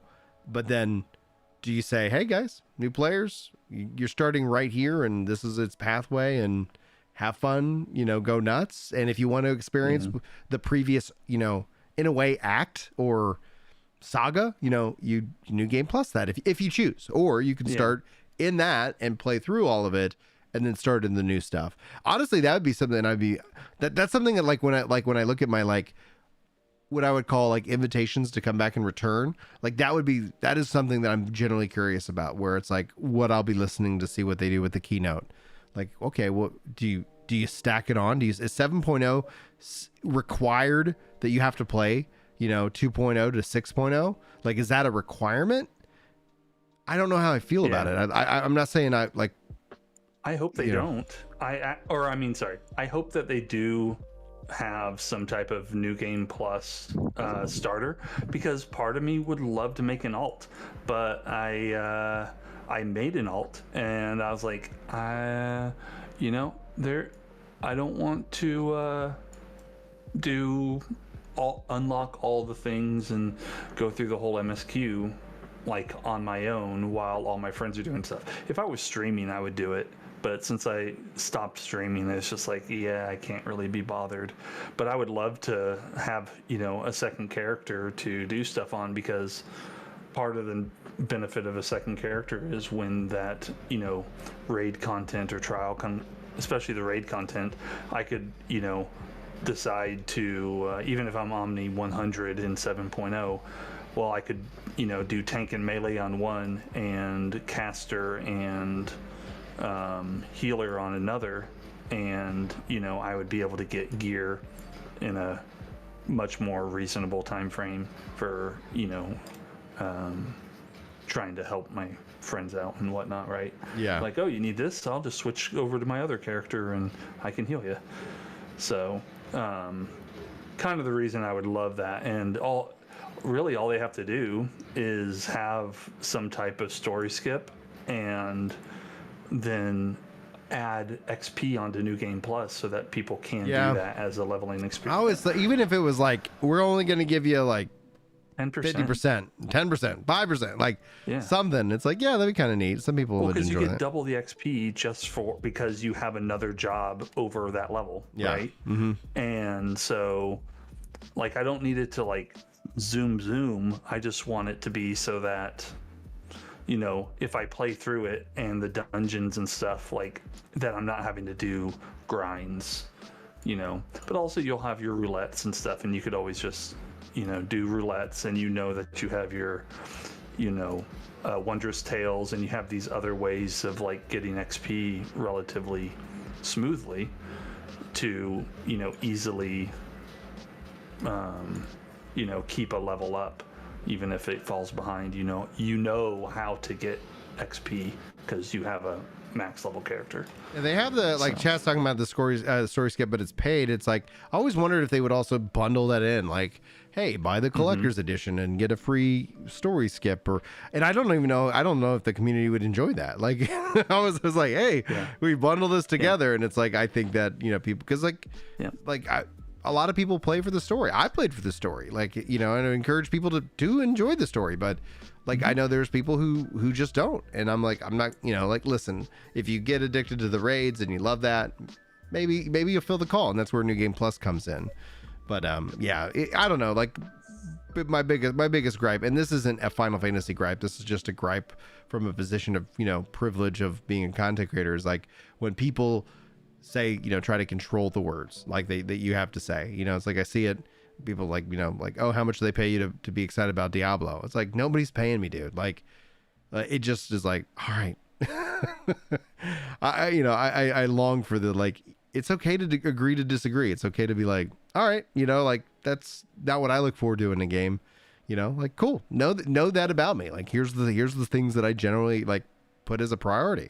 We might align on some of it. We might not align on all of it, but I don't know. I guess the hardest thing for me is, like, I can't fathom having the kind of time to give a crap about what anybody else is saying online. It's like literally, I'm like, I just don't care. Yeah. The thing about the story in the 7.0 is they would have to also make sure that they end everything that they're working on right now in the next patch. Like, it has to be over. Otherwise, they can't do no story skip or anything like that, because right now the current story is intertwined with the previous arc. Yeah. Right. And so that's where a lot of their problem comes in. Right. So yeah, I think the new story is definitely opening us up to have another Shadowbringers. Right, where we're going to go. I think that we're probably going to go to a new continent. We may need to go to a new continent locally, and then go to and maybe that's all in preparation for another shard. Yeah, maybe transfer. Or maybe a mix of both. Maybe a mix of both. Or you know? both, right? And yeah, but I think that you know, if you play if you're familiar with Final Fantasy IV, like, you kind of already know what's going to happen in the next patch. Yeah. You know, if you've played that recently. So, you know, I think that it's going to be, I'm looking forward to that story and how they're going to mix it up and, you know, see how much of that carries over. You know, there's been some conversation. I've heard, you know, all kinds of rumors are like, oh, well, what if you smash the 1st and the 13th together? What if it just fixes all the things, you know? Yeah. And then, like, because you have two areas, you have one which is a whole planet that is covered in darkness, but you can go everywhere, and you have a planet covered in light, and you only have one small subcontinent that you can, you know. PlayStation 4 and PlayStation 5. I remember you were talking about that with some people in the general chat. Nice. The pre-order begins on June 20th for it, so I thought I'd let you guys know, and I posted a trailer too in the general chat. It would be free, right? On Discord? All right, cool. Yeah, on the Discord general chat, I posted a trailer for it, and under the description, it says pre-orders will start the 20th of June. I'm assuming there's a Founders Pack, right? Because it's still a free play game. There's a Founders Pack for the PS5 version and PS4, and included with the Founders, let me see what it says. I don't know if they give details on it, but from what I've seen via the Founders Pack, if you pre-order the game, you can play it 48 hours in advance on the system. So you get to play the system version 48 hours in advance compared to the others. Izzy says this about, especially about the story. I want to bring it up because it's an interesting point. They brought it up with Chris before, but like every other expansion in 14, it seems to be a setup expansion. Like ARR was the setup for Heavensward, was the payoff. Stormblood was the setup for Shadowbringers, which was the payoff. I totally agree. I felt like my disappointment in Stormblood was that I felt like it really completed in Shadowbringers, especially with the Eve-Elise raid, like absolutely top notch. Maybe Endwalker could be a setup for 7.0, and the payoff being 7.0. I actually wouldn't be surprised. I think that you're spot on, Izzy. Spot on. What do you guys think? Yeah, I agree. Chris and I actually had a conversation about basically that was the intention for every patch or every expansion, and that was the major shortcoming of Heavensward, in that it did very little to set up Stormblood and relied on Stormblood to do all that heavy lifting, which is part of the reason why it felt so story heavy and world building heavy, because short of, hey, by the way, Alra exists, there was very little in that sense of having any tie over, that they used all the post patches to keep wrapping up the Dragonsong War.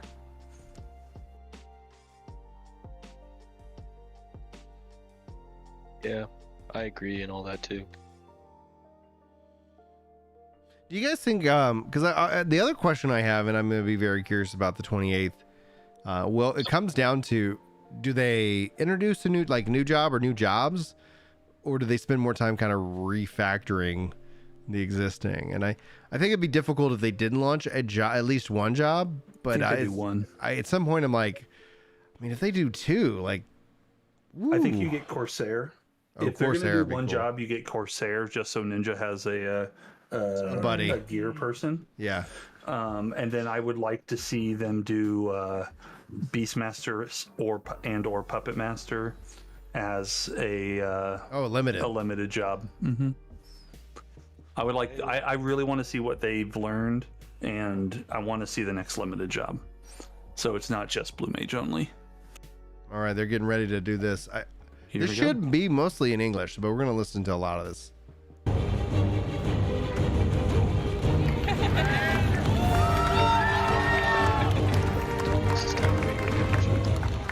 Hello, Hey, everyone. Brian. How you doing? Yes, what's up? Before we start this, I wanted to say, like I said earlier, it would be cool one day if we could also see you up here, because your videos are amazing. I love how you thanks, keep us man. up to date and everything. So I think if you can, or if you're able to, I think you really deserve to be at one of these talk shows too about these games. You get what I mean? Well, I appreciate the sentiment. I would push back on deserve, because honestly, this is just a lot of fun. And while I wasn't invited to this event specifically, Square Enix and I, we have a decent relationship, overall.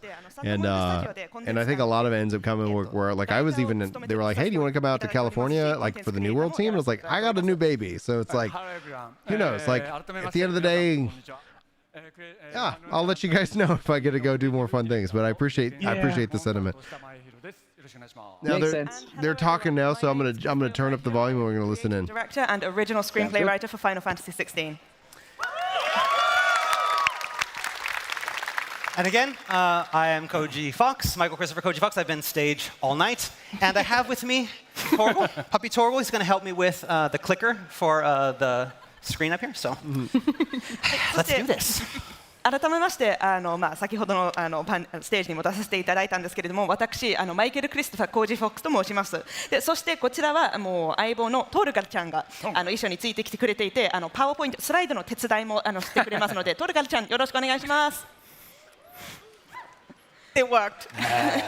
Amazing. So what are we talking about today, everybody? So, what are we here to talk about? again, we're here to talk about the story and the lore about Final Fantasy 16. But again, we're going to try not to spoil anything, again, that we already haven't spoiled. はい、それでは今日は16の物語について語っていきたいと思うんですけれども、皆さんご安心ください。ネタバレはしないように、今までちょっとバレていないことは少なくてもバレないようにします。That would be a very bad idea. This close to launch, I think everybody in this room would be very upset with us. はいね、この発売が近づいてきてるタイミングでネタバレがあってしまったら皆さんちょっともうなんていうかがっかりしてしまうと思うので、皆さんご安心ください。避けます。16は、まあ、これまでいくつか情報を公開してきたんですけど、まあ、メインストーリーについては、まあね、ずっと謎のままなので、まあ、このパネルもね謎のまま進めればと思ってます。So yeah, I mean, we've released a lot of information on 16 so far, but I like to think that the main story and what we've got in store is still quite a mystery. So we hope it's still a mystery at the end of this panel. If it's okay. Is that? Is he drunk? You need some help? Oh no. Hi. Is that the voice of Sid? Hey, Sid. That's Sid? もしかしてシードの声優さん Security? Is he drunk? No, Sid. No, he's Sid. Okay.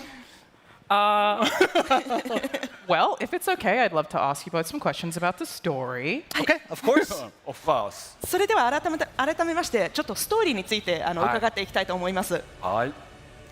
So we've heard of, or I've seen online at least, a few comparisons to Game of Thrones. There's definitely like kind of a dark fantasy vibe going on. Do you agree with those comparisons, and if so, in what ways? はい、それではまずちょっとファイナルファンタジー16のちょっと雰囲気がよりダークであってゲームオブスローンズのようなダークファンタジーのテレビ番組にもちょっと影響を受けてるんじゃないかなっていう意見をよくネットとかで目にするんですけれども、皆さんはそれとなんていうか賛成するのでしょうか。もし影響を受けている場合であればどのようにちょっとインスパイアされているかということも詳しくできればと思います。ゲームオブスローンズって非常によくできた作品で僕もファンなので少なからずインスピレーションは受けていて、その中で多分一番大きいのがアートディレクションです。Yeah, I mean, Game of Thrones is a fantastic piece of fantasy, and I'm a fan myself. I think the most significant inspiration we took from it was in terms of art direction. 皆さんもご存知の通りで、ゲームオブスローンズって、ファンタジーの作品で、登場する、ね、人物だったりその舞台だったりっていうのが、非常にユニークなんだけどもさもリアルにあってもおかしくないように、作品全体をアートディレクションが徹底してます。And as you all know, Game of Thrones is a work of fantasy, and that means it has these really unique character designs, these unique settings and world. But at the same time, they all feel like they could exist in real life, and that's throughout the whole of the series. Everything is sort of really directed with this great balance and keeping it all together.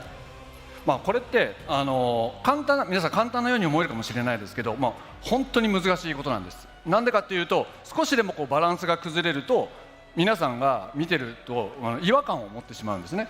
でその違和感っていうのが持ってしまうと、没入できなくなってしまいます。And this might look quite easy, but it's actually super difficult to achieve. It's because it's a real case of balance, and as soon as that balance gets thrown off, people watching, people reading are going to think there's something not quite right here. And as soon as that gets into their head, it's going to completely break immersion. なので、ファイナルファンタジー16もゲームに没入が途切れないようにストーリーもそうですし、ゲームデザインだったりレベルや BGM に至るまで世界観を徹底しました。So what we wanted to do with 16 was achieve something similar with that really high level of immersion, and that's the way we've approached it from the story, game design, through to levels, even the background music. We really want to create this immersive world. 一方でストーリーはファイナルファンタジー16独自のものでクライブ・ロズフィールドの物語になっています。But of course, 16's story is its own unique story. It is the tale of Clive Rosfield. ストーリーの中で例えば政治的な観点だったりその倫理的な複雑さっていうのは描いてはいるんですけど基本的にはストレートにクライブ・ロズフィールドの物語を体感することができます。And of course, there will be political aspects, there will be some moral quandaries within the story, but first and foremost, it's just a real focused narrative on Clive Rosfield's story. But yeah, I mean, I wouldn't say, though, that Game of Thrones gets to lay sole claim to all of the seedy brothels and evil mothers and brutal beheadings in fantasy. でなんていうかやはりゲームオブスローンズはいろいろファンタジーの要素が入ってるんですけれどもこういったみすぼらしい召喚だったり悪役母親とか残虐的に切り落とされる落とされてしまう首は全てゲームオブスローンズがなんていうかゲームオブスローンズが発祥っていうわけではないのでいろんなファンタジーにも出てくるんじゃないかなと思います。But that said, we did use Game of Thrones television series as kind of a guideline for how we're going to approach the level and tone of dialogue in the game. We wanted to do something that was fantasy and felt really fantasy, but was not going to alienate users that weren't really familiar with that older type of English, which is more attributed to fantasy literature. ただ、少なくとも英語版ではゲームオブスローンズのテレビ番組をテレビドラマの方を一つのなんていうか言葉遣いのガイドラインとして使っていました。やはりそのファンタジーによくあるよく似合う英語も使いたいなっていうふうに思っていたんですけれども、それと同時にちょっとそういう昔ながらの英語にあんまり馴染みのないユーザーにもちょっと疎外感を与えないようによくバランスをなんていうか探していました。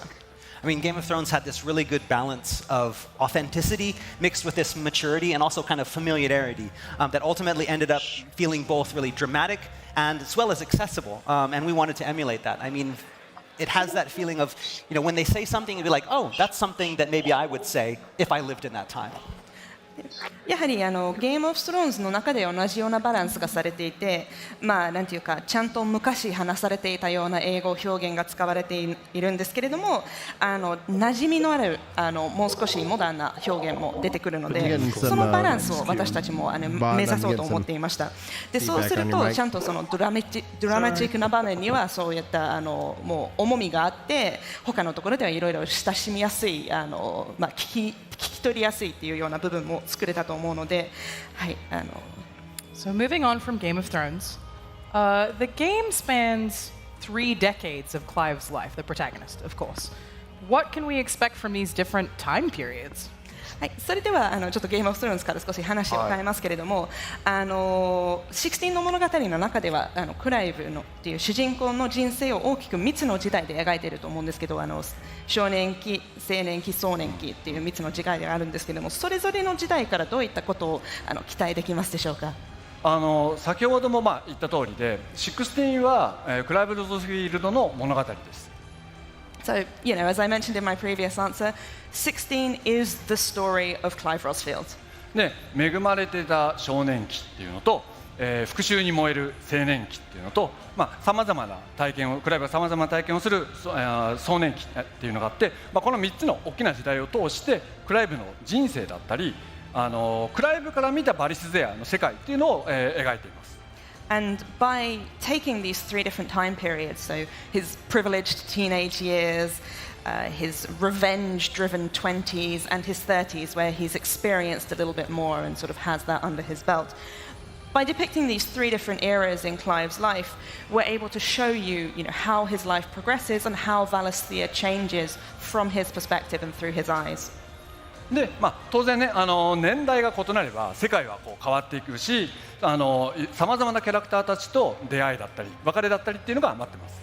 And of course, as you move through these different time periods, the world itself will change, and there will also be all kinds of encounters and partings with different characters waiting for you in each one. I mean, ultimately, Final Fantasy XVI is about finding what exactly it is that drives Clive. How he navigates through this kind of periods of self-loathing and then self-discovery, and then ultimately how he comes to accept himself and his role in the world. でやはり16の物語はクライブ・ロズフィールドの物語で、その中で原動力になっている部分をいろいろちょっとなんていうか追っていくっていうような話になっていると思うんですけど、まずは from everything you presented, feels very rooted, and his point of like that growth in him as a character, I think is going to be interesting to see as he goes from there's some big old thunder outside the window. で最終的には自分自身と自分のこの世界での役割に向き合うというような展開になっていくと思います。I mean, but that said, finding oneself is not something that usually happens in a day or a day and a half, 40 hours of gameplay.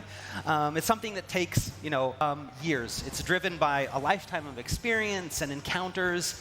And to make that progression feel very natural, the only reasonable course was to stretch the story out over multiple periods of Clive's life. でやはりこの自分を見つける旅っていうのは、1日1日半、ゲームプレイでいうと40時間で達成できるような目標ではないんですけれども、もう人生をかけていろいろ経験を積んできて、そのいろんな出会いを通してやっと達成できるようなことだと思うんですけれども、そう考えた時に自然にクライブの物語を描こうと思うと、もうこうしていろんな年代を渡った物語を描くしかないなっていうふうに思っておりました。Something that I know the team has done to make it easier for players to actually track all of Clive's relationships throughout this course of time is active time law. This is something in the game that can be activated during cutscenes, and it'll tell you who's who, what's happening with them, how you're related to them. I can't think of many games that have done this. How did you come up with the idea, and how do you feel it will help players?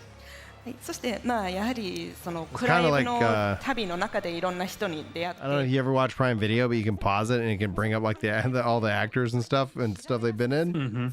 That seems like what they were talking about right here, which actually is very helpful because one of the things, and man, I hope 16 does it, but if it's okay if it doesn't, but is that if you take a break or whenever you come back to the game, it's like previously on whatever. Dragon Quest XI did that, and it was absolutely blessed. That was a great feature. I loved that on 11. I agree. I really hope they do something like that as well. Let's see here. I think they're about to go to English.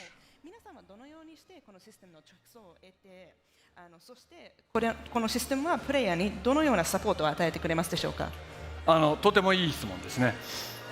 So first of all, that's a really great question. Thank you. Thank you. 皆さん例えばゲームをプレイしていたり映画やドラマを見てるときにあいつ誰とかあれここどこだっけっていう経験ないですか？ So I have a question for you guys. Have you ever been playing a game, watching a film, watching some TV, and then this character comes up and you're like, oh no, who's that guy? Or the scene changes and you're like, wait, where is this? No? Anyone have that? そうね、僕もそんな経験いっぱいあるんですよ。Yeah, I get that all the time. でもそんな経験してて、例えばその疑問に思ったままそのドラマとか映画を見続けたりゲームをプレイし続けるっていうのってとても禁じかかるし、ゲームの没入感を阻害してしまいますよね。And you know, if you keep trying to play or keep trying to watch, but you just have that question gnawing away at you, it really takes you out. It ruins the immersion, and it's just constantly on your mind, right? なのでゲームの中でそれが確認できたらいいなと思って実装したシステムです。And so we put this active time law system into the game because I thought, wouldn't it be great if you could just resolve that question inside the game itself? で、アクティブタイムロアっていうのはゲームの中でいろんな情報を知ることができるんですけど、全部がその場で知れるわけではないです。So active time law gives you access to lots of information in the game, but it doesn't give you access to all information at all times. 例えばカットシーンの中だとこの人物のことを知れたり、ゲームプレイしているとここどこだっけっていうそのプレイヤーがその時に必要なものっていうのを厳選して表示をします。It selects the information that's most important to the player at that moment in time. So, for example, if you call it up during a cutscene, it might give you the information on the characters that are actually appearing. And if you call it up when you're playing in a particular location, it might give you information on where you are at that point in time. ですぐゲームの中で調べて、すぐクイックにゲームに戻ることができるので、非常に使いやすいシステムともなっています。And so that means that you can just look up the information that you want to know straight in the game and then jump straight back into playing. So I think that it should really help out players in that sense. And no spoilers. ネタバレもない説明でしたのでありがとうございます。Apart from active time law, in the state of play, you guys briefly showed us a few in-game characters I thought would be very cool in regard to keeping up with what's going on in the story and the lore. はい、そしてアクティブタイムローズから少し話を変えますけれども、ステートオフプレイの中では、なんていうかゲーム内のキャラクターが、ストーリーとロアとかいろいろ教えてくれるっていうことを紹介されていたんですけれども、非常に興味深い機能だと思っていました。In Final Fantasy XVI, we have these two great characters. You see up on the screen, we have our Loresman, Harpocrates, and we have Vivian Ninetails, who help out with the game's lore. そうですね、もうこちら今映っている2人なんですけれども、システムの中では What? Who wrote what article? Garbage article? Kotaku wrote an article when they announced active time lore that Final Fantasy story is so convoluted and confusing that even the developers couldn't keep it straight, so they invented active time lore. Oh man, she's freaking Louise. Just like, what kind of what attention whores. yeah. This comes from the people that couldn't complete the tutorial on Cuphead. Yeah. So They're showing it in game. Okay, 1,000 tomes. Updates the tomes. Oh, cool. So both Vivian and Harpocrates are available. This is great. Even as just a collection thing. I'm gonna turn up the volume. Whenever there's something they want to know. まずハルポクラテスからですけど、名前はねハルポクラテスって難しいんですけど、とても息のいいおじいちゃんです。And a relationship Let's talk a little chart. bit about Harpocrates first. His name is a little bit of a mouthful, but he is a lovely and kind gent. ね、彼はですね、バリスティアの歴史だったり、風俗だったりっていうのを研究していて、クライブが見聞きしたものっていうのを彼の備忘録にこう書き留めてます。So Harpocrates is someone who researches the history and customs of Valisthea, and when Clive comes back from his adventures and tells him about what he's seen and heard, Harpocrates will note that down in his records. ね、先ほど説明したアクティブタイムロアも彼に話しかけることで、見返することができるので見逃しても安心です。And for example, he'll make a note of everything that appears in the active time lore system we were just discussing, so you don't need to worry about missing anything in the heat of the moment. ね、あとさっき動画が出てましたけど、いくつかの情報を彼に伝えることによって彼自身がレベルが上がって彼の持っているロアを新しく知ることができます。And we had a little bit of a video earlier showing you this, but as you give him more and more information about Valisthea, Harpocrates will level up, and when he does, he'll also discover new lore for you that you can uncover that way. なので、ロアに興味のある方は彼にたびたび話しかけてみてください。So if there's anyone out there who's interested in learning more about lore in the world of Valisthea, I really recommend that you speak to him very often. All right, yeah, and baby. So Mahiro-san talked a little bit about Harpocrates, so I'll talk a little bit about Vivian Ninetails. So while Harpocrates is more of an expert on Valisthea's past, Vivian is more in tune with what's going on currently, what's happening now. それでは前広さんからハルポクラテスの紹介があったんですけども、私の方から少しビビアン・ナインテールズについて話していきたいと思います。ハルポクラテスはすごいバレステアの過去を専門としているキャラなんですけれども、ビビアンはどちらかというとバレステアの現状を深く知っているキャラクターとなります。And so, Clive is a very busy man. He's off saving the world, saving people, doing all of these different things. But while he's doing all that, a lot of other stuff is happening in the very large realm of Valisthea. And so he doesn't always know what's going on. So he'll come back to the hideaway. He'll want to figure out what's going on. He can go to Vivian, and Vivian will tell him all about what's happening in the other nations. でやはりクライブ主人公としてとても忙しいので、世界を救わないといけないし、いろんな人を救わないといけないっていうこともあるんで、なかなかバリステアっていう、広い世界でいろんなことが起きてるんですけど、なかなかクライブ一人で全部なんていうか研究していくっていう時間もないので、クライブがいろいろねなんていうかいろいろこなしてからまたアジトに戻るタイミングにどうなってるのって思った時にビビアンにちょっと話しかけると。As a programming note, I am feeling fatigued, and I have to get up early to work out. So after the lore stuff, I'm gonna wrap up today. Kind of compare it to the Brave story from Final Fantasy Tactics. But the one thing that's different is that with Brave story it was all text, and so put a lot of the player would have to read a lot of stuff, and we didn't want to have that be a barrier for the players this time, so we wanted to make that a lot more visual, and that means using lots of maps. We have videos that she will show you, and also have that, you saw that wonderful kind of, the little circles with looked like the crazy person looking to find out where the killer was, and you have all the strings attached. That is something we also wanted to do because we wanted to make it a very visual experience, so that you would look at it and know exactly what was going on. でなんていうかビビアンの方からいろいろ報告していただくことになるんですけれども、例えるならファイナルファンタジータクティクスのブレイブストーリーにちょっと似てるような仕組みだとイメージしていただければ分かりやすいのかなと思うんですけれども、ブレイブストーリーの場合では、あくまでもテキスト文章でいろいろ書かれていたんですけれども、今回は、そのたくさん読まないといけないっていうハードルをちょっと下げるためにいろいろ視覚的に表示するように工夫しております。その中では地図とか動画、先ほど画面に出ていたなんていうか図がいろいろ貼ってて、なんていうかもう警察が犯人は誰なのかっていろいろ線を書いてすごいなんていうか複雑になるっていうような見た目のものだったかもしれないんですけれども、いろいろ視覚的に分かりやすいようにちょっと調整しておりますので、ぜひ楽しみにしていただければと思います。And beyond the lore, probably the coolest thing about these two characters is they're not just there for the lore. They're actually characters that are in the game that are a part of Clive's lives and have their own stories as well. So Clive will be able to learn more about these two via these great side quests, to learn about what drives them and what, how they came to be with Clive.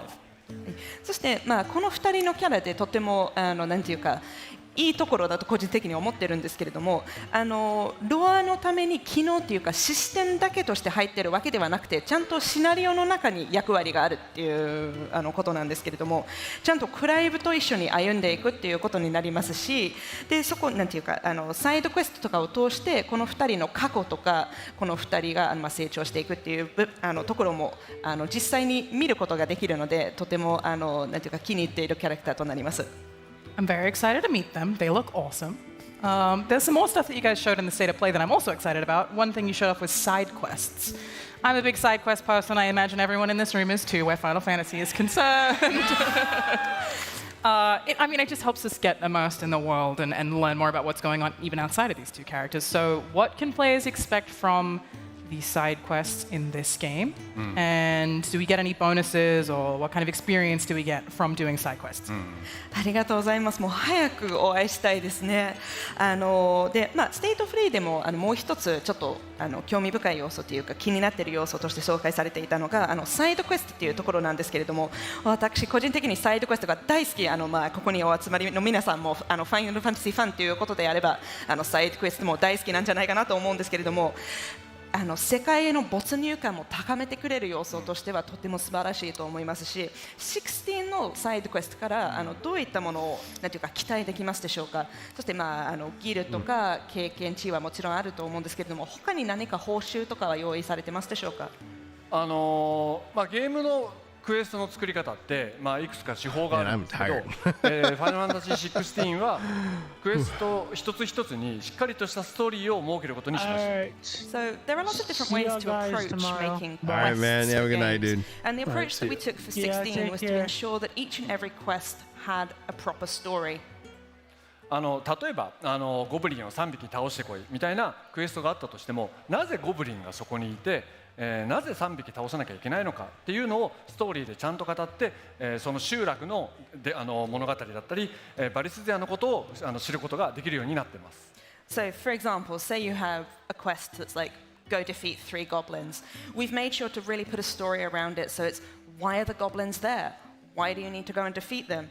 And so by engaging with the side quests, players will be able to sort of learn more about Valisthea, more about what's going on, and really engage with that content there. クエスト自体もそのゲームデザイン全般を、見ながら設計しているので、メインストーリーを邪魔することなく、ちょっとした息抜きにね、クエストをプレイすることができるようになっています。And we have, of course, made sure that quest placement has been done from a game-wide overall perspective. So they won't be, the side quests won't be there getting in the way of the main story. They're there and they're available for players to do when they want to take a little bit of a breather. Thanks guys for the 50 likes, by the way, on the stream. クリアすると、ギルだったり経験値だったりっていう報酬を手に入れることができるんですけど、make like your side quests and other, I mean, even the filler quests in between of MSQ, like more beneficial. Yeah. で、名声を手に入れ、名声が上がっていくと、クライブの支援者、Are your mics picking up the stream? いろんなアイテムを手に入れることができて、中にはレアなアイテムもあるかもしれません。And the more Clive's renown builds, he'll find that he gets donations from people who support his cause, and some of those donations may be items, and some of those items may be quite rare. あとクエストによってはね、ポーションの所持数が増えたり、回復量がアップしたりっていった、システム的なバージョンアップが入るものもあるんで、皆さんぜひクエストやってみてください。It's like I'm tired and hungry. The worst combination. Sort of improvements and upgrade your systems, your skills, your gear, like giving you more maximum number of potions that can be held, things like that. Oh, so cool. I hope you'll all get out there and enjoy playing lots of the side quests. Yeah, I like side quests that are especially going to unlock those kind of skills and powers. These quests don't really get in the way of the main scenario. While some players want to learn everything they can about the world, myself being one of those players, some want to just focus maybe on just the main story or want to focus just on the action and not feel like they're being forced into that side content in order to progress. ただ今ナイハリさんがおっしゃっていたことの中ですごい重要なポイントとして考えているのがメインストーリーの邪魔をしないっていうことなんですよね。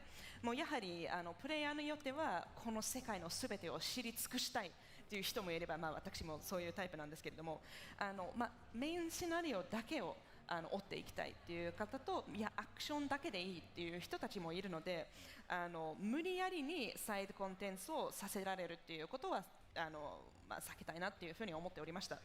And so we wanted to create, this system that catered to all those types of players. And so while Final Fantasy XVI's content and that side content is intricately woven into the main scenario, and it supplements it and it enhances it, skipping it will not affect your ability to join the game and understand that central narrative. Although I do recommend you play them because they're really good quests. ただやはり16はどんなプレイヤーでも楽しめるようなゲームにしたいなっていうこともあってもちろんこのサイドクエストはメインシナリオと深くつながっていてプレイするとより深い理解を得ることができるんじゃないかなというふうに思っておりますけれども、決してプレイする必要はなくてプレイしなくてもちゃんとメインシナリオを理解できますし楽しめると思っております。ただ個人的にプレイすることをすごくお勧めします。内容はとても素晴らしいものになっていると思うのでよろしくお願いします。I have one last question for you before we have to go, I think. To both of you, maybe a complicated question. What do you think makes a Final Fantasy story? それではそろそろ最後の質問に Interesting question, actually. なるんじゃないかなと思うんですけれども、ここはちょっと複雑な質問かもしれないんですけれども、二人さんにとってはもうファイナルファンタジーの中でいい物語を作る上でどういったポイントが必要だと思っていますでしょうか。ファイナルファンタジーに限ったことではないんですけど、僕の考えとしてはいいシナリオっていうのは没入感を阻害しないものだと思ってます。So this isn't just applicable to Final Fantasy, but one of the things that I think makes a really good story is making sure that it doesn't break the immersion. 例えばゲームをしていてゲームデザインとゲームシナリオが全然食い違ってたり、例えば主人公の考えとプレイヤーの考えが全然違ってたりするとふと我に返ってしまいますよね。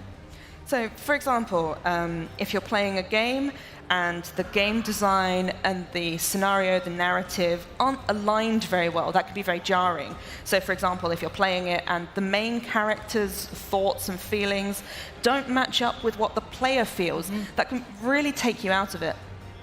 でせっかくねゲームに没入してるのに、我に返っちゃうと没入感も阻害しちゃうし、下手すればその時点で、皆さんも経験あるかもしれないですけどゲームやめてしまうこともありますよね。And if you were really immersed in this game and then all of a sudden you find yourself taken out of it and just completely can't get back into it, it sort of ruins the experience. And some people might just walk away, stop playing the game. I'm sure that's happened to lots of people here. だから、ファイナルファンタジー16は、一度コントローラーを握ったらもう二度とクリアまで二度と離さないぐらいっていうその没入感を続けることができるように、したんですけど、それが、ストーリーにおける、いいゲームシナリオなんじゃないかと思ってます。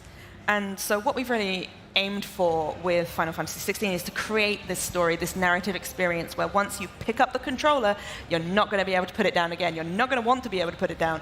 And so to me, that's what I really think a good story and a good narrative is. ファイナルファンタジー16はそうやって作ってきたので、ぜひね皆さん最後までプレイしていただいて、クリアしたら感想をね送っていただきたいと思ってます。And with Final Fantasy 16, we've really put our all and our hearts into creating this. So I really hope that you'll all play the story, enjoy it, and once you've got to the end of it, you'll let us know what you thought. I think that what is most important in the game is that the storytelling doesn't just take place in the quests, doesn't just take place in that main scenario, that it takes place throughout the whole world. でそうですね、私ですけれども物語で一番重要なポイントとしてはクエスト内だけで物語を描くのではなくて世界全体で、その物語を描くことがすごく大事だなっていうふうに思っております。And I mean, whether that means, random NPC chatter or maybe some signs, on stores or some books that you find in a house, lying about town, or maybe on maps or in letters, or maybe even in the names of places that you see on a map, or item help text. Valisthea is full of tales beyond just Clive's. There are, tens of thousands of people living in this realm, and they all have their own stories, and we want to put those stories in the game as well so players can see that as well. And they're there. I mean, we don't push that on the player, but if you look, you're going to find that stuff. 例えばNPC の会話から得られる情報だったり街中の看板とか、どっかの家に置いてある本とか読んでて、それとも手紙とか地図を見ていろいろ情報も得たりして、ひょっとして地名もちょっと歴史を感じられるようなものになるとか、もしくはアイテムのヘルプテクストでさえ何かロアとか隠してあるっていうのはすごく素敵だなっていうふうに思っております。でバレステアっていう世界の中では、いろんな物語が隠されています。クライブだけっていう人が、住んでるわけではなくていろんな方もう何万人も暮らしているっていうわけなので、その方々の物語もあちらこちらでちょっと描いているようにしておりますので、全てがメインシナリオに描かれているわけではなくて探さないといけないというところもあるんですけれども、そういうところが好きなお方はぜひ探して楽しんでもらえればと思っております。And one more thing that's about great storytelling is you always got to have some bad puns. でもう一つ非常に重要なポイントなんですけれども、いいストーリーの中ではちょっとダサいダジャレとか親父ギャグは入れないといけない。Yeah, right? Yeah. Well, thank you both so much, and thank you to everybody here. 改めて2人本当にありがとうございます。そしてこちらお集まりの皆さん、配信で見てくれている皆さんありがとうございます。And to everybody on Twitch, we appreciate all of you as well. My last question is for everybody in the room right now. Are we excited to play Final Fantasy 16? I think so. 最後に皆さんへの質問なんですけれども、ファイナルファンタジー16楽しみにしてますか？ Yes. Thank you so much for joining us. Okay, so I think we're done. Yes, but we're not done with the panels. We have one more exciting panel coming up with Soken and Alex Mukala talking about the sound of Final Fantasy 16. So please wait a little bit longer and we'll be right back up here. Thanks. Thank you. Oh, that was beautiful and wonderful. I love it. Interesting news that we didn't see earlier, but they confirmed PC Game Pass games will be coming to GeForce Now as well. So I'm excited to see more of that, because right now it's like they've been adding in the Xbox games to GeForce Now, and any and all more games on GeForce Now as a service just makes me very, very happy. But on that note, I want to thank you guys. Thanks for hanging out. Do y'all have any thoughts about what we just heard before I wrap up for the evening and go get some sleep? I really like what they're doing with the active time lore. Yes. Just because you might not remember this NPC that you saw, Yeah. Well, imagine multiple playthroughs, right? 6 or 7 days. Also, from a collection mindset, from what they showed off, I was like, it seems to add like, oh my gosh, I'm making sure I'm collecting all the lore. I'm leveling up this. I'm doing this. That has me very excited. Yeah, I'll probably be doing a lot of side quests and stuff. And I don't know if they've gone too much into how much the world scales, because one of the things about, it's like I want to do all the side quests, but I don't want to be level 40 running around in a level 20 area, and when I get to the next boss, just completely slaughtering it. Yeah. So how the scaling works is one of the things I think I'm most interested in that sense. Para, you got any other thoughts?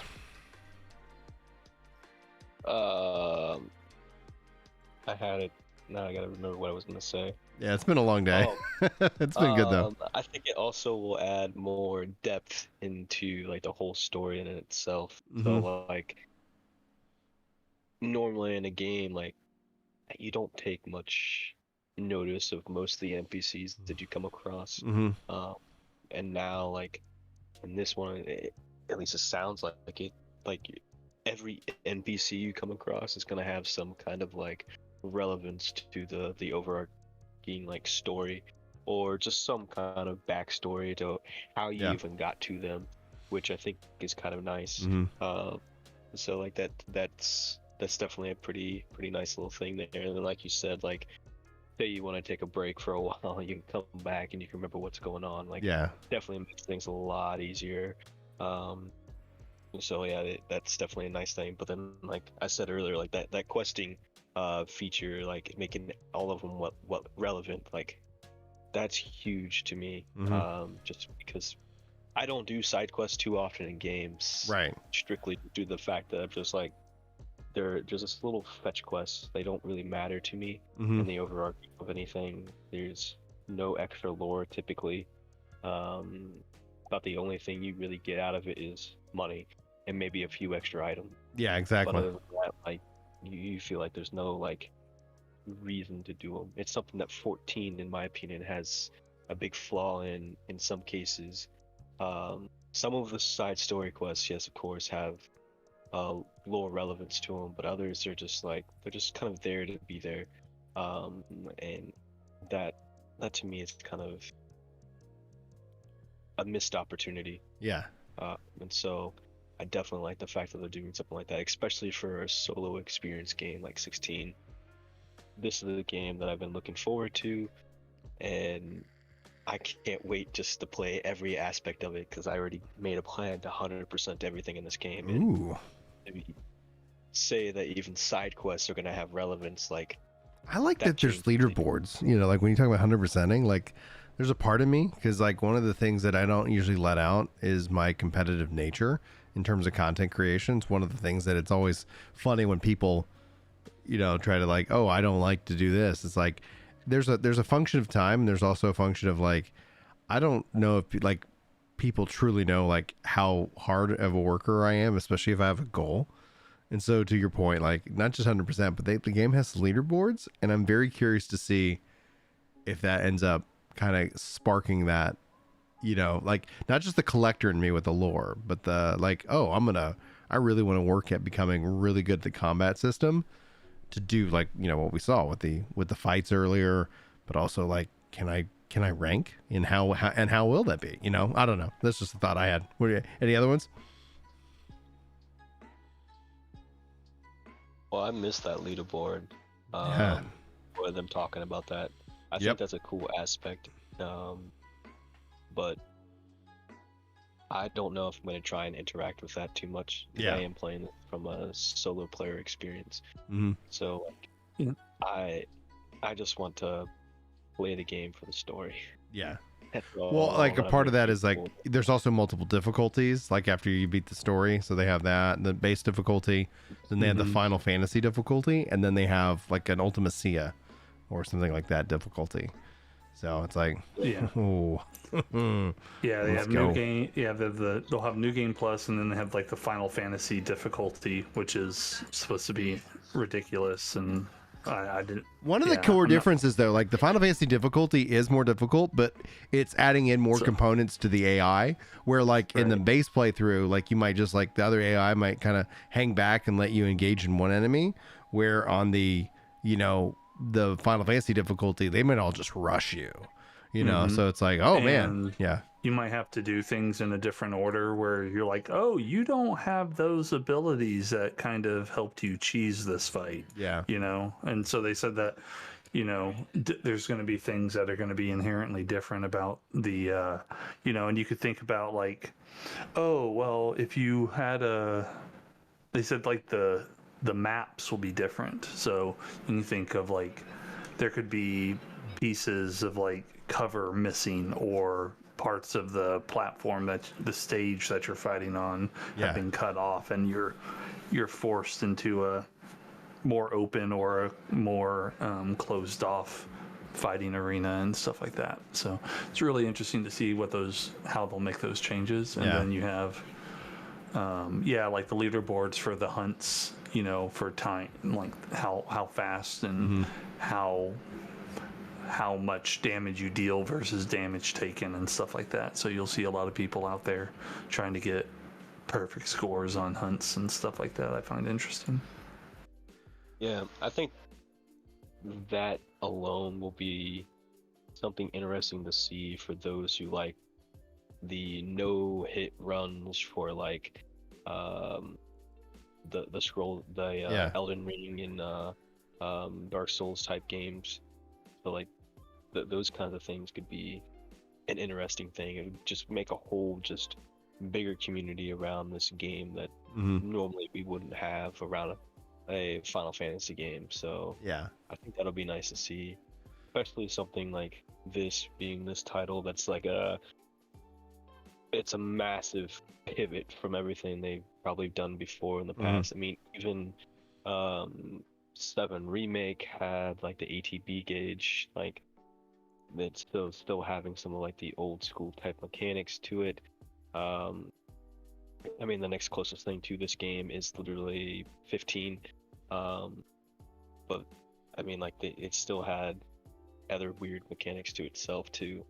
So like this is like all active like all the time, it feels like, or is what it's looking like. So like it'll be an interesting time to see in this game. Yep. Good. Thanks, guys, for hanging out, and thanks everybody for hanging out throughout the show today. This has been fun. Just kind of coming up here in the next couple of I guess weeks. Blue Protocol launches on Wednesday, and so I'm gonna play some of that probably over at Blue Protocol Central. We got a lot to cover over there.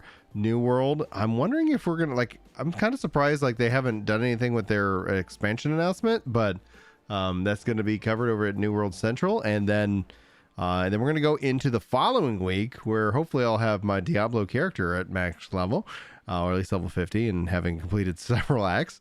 But then the following week, the 22nd, this game launches, and so I'm gonna have to figure out some time this week to play through the demo, because I want to have like all of like 16 kind of captured story narrative wise. It just is, part of like when I look back, like I wish I'd streamed, Dragon Quest XI to kind of look back at that, in hindsight or retrospectively down the line. So that's kind of what I'm trying to plan to do, and that will kick off that. So obviously for those who aren't playing and haven't seen the story, you're gonna probably avoid those live streams, but ideally we'll be able to kind of package those up for those of you who play and are interested in generally my my reaction to the overall experience, because it seems quite outstanding. But on that note, I feel my voice fading. I feel my energy definitely dipping, and I think I need to get some sleep. So thanks again for hanging out. Thanks again for everybody who watched the stream and whatnot, and we'll be seeing you guys here this coming week. So guys, gentlemen, I'm gonna dip out, and I will see you guys next time. All right, sweet. And now I'm gonna hit end stream. Love you guys.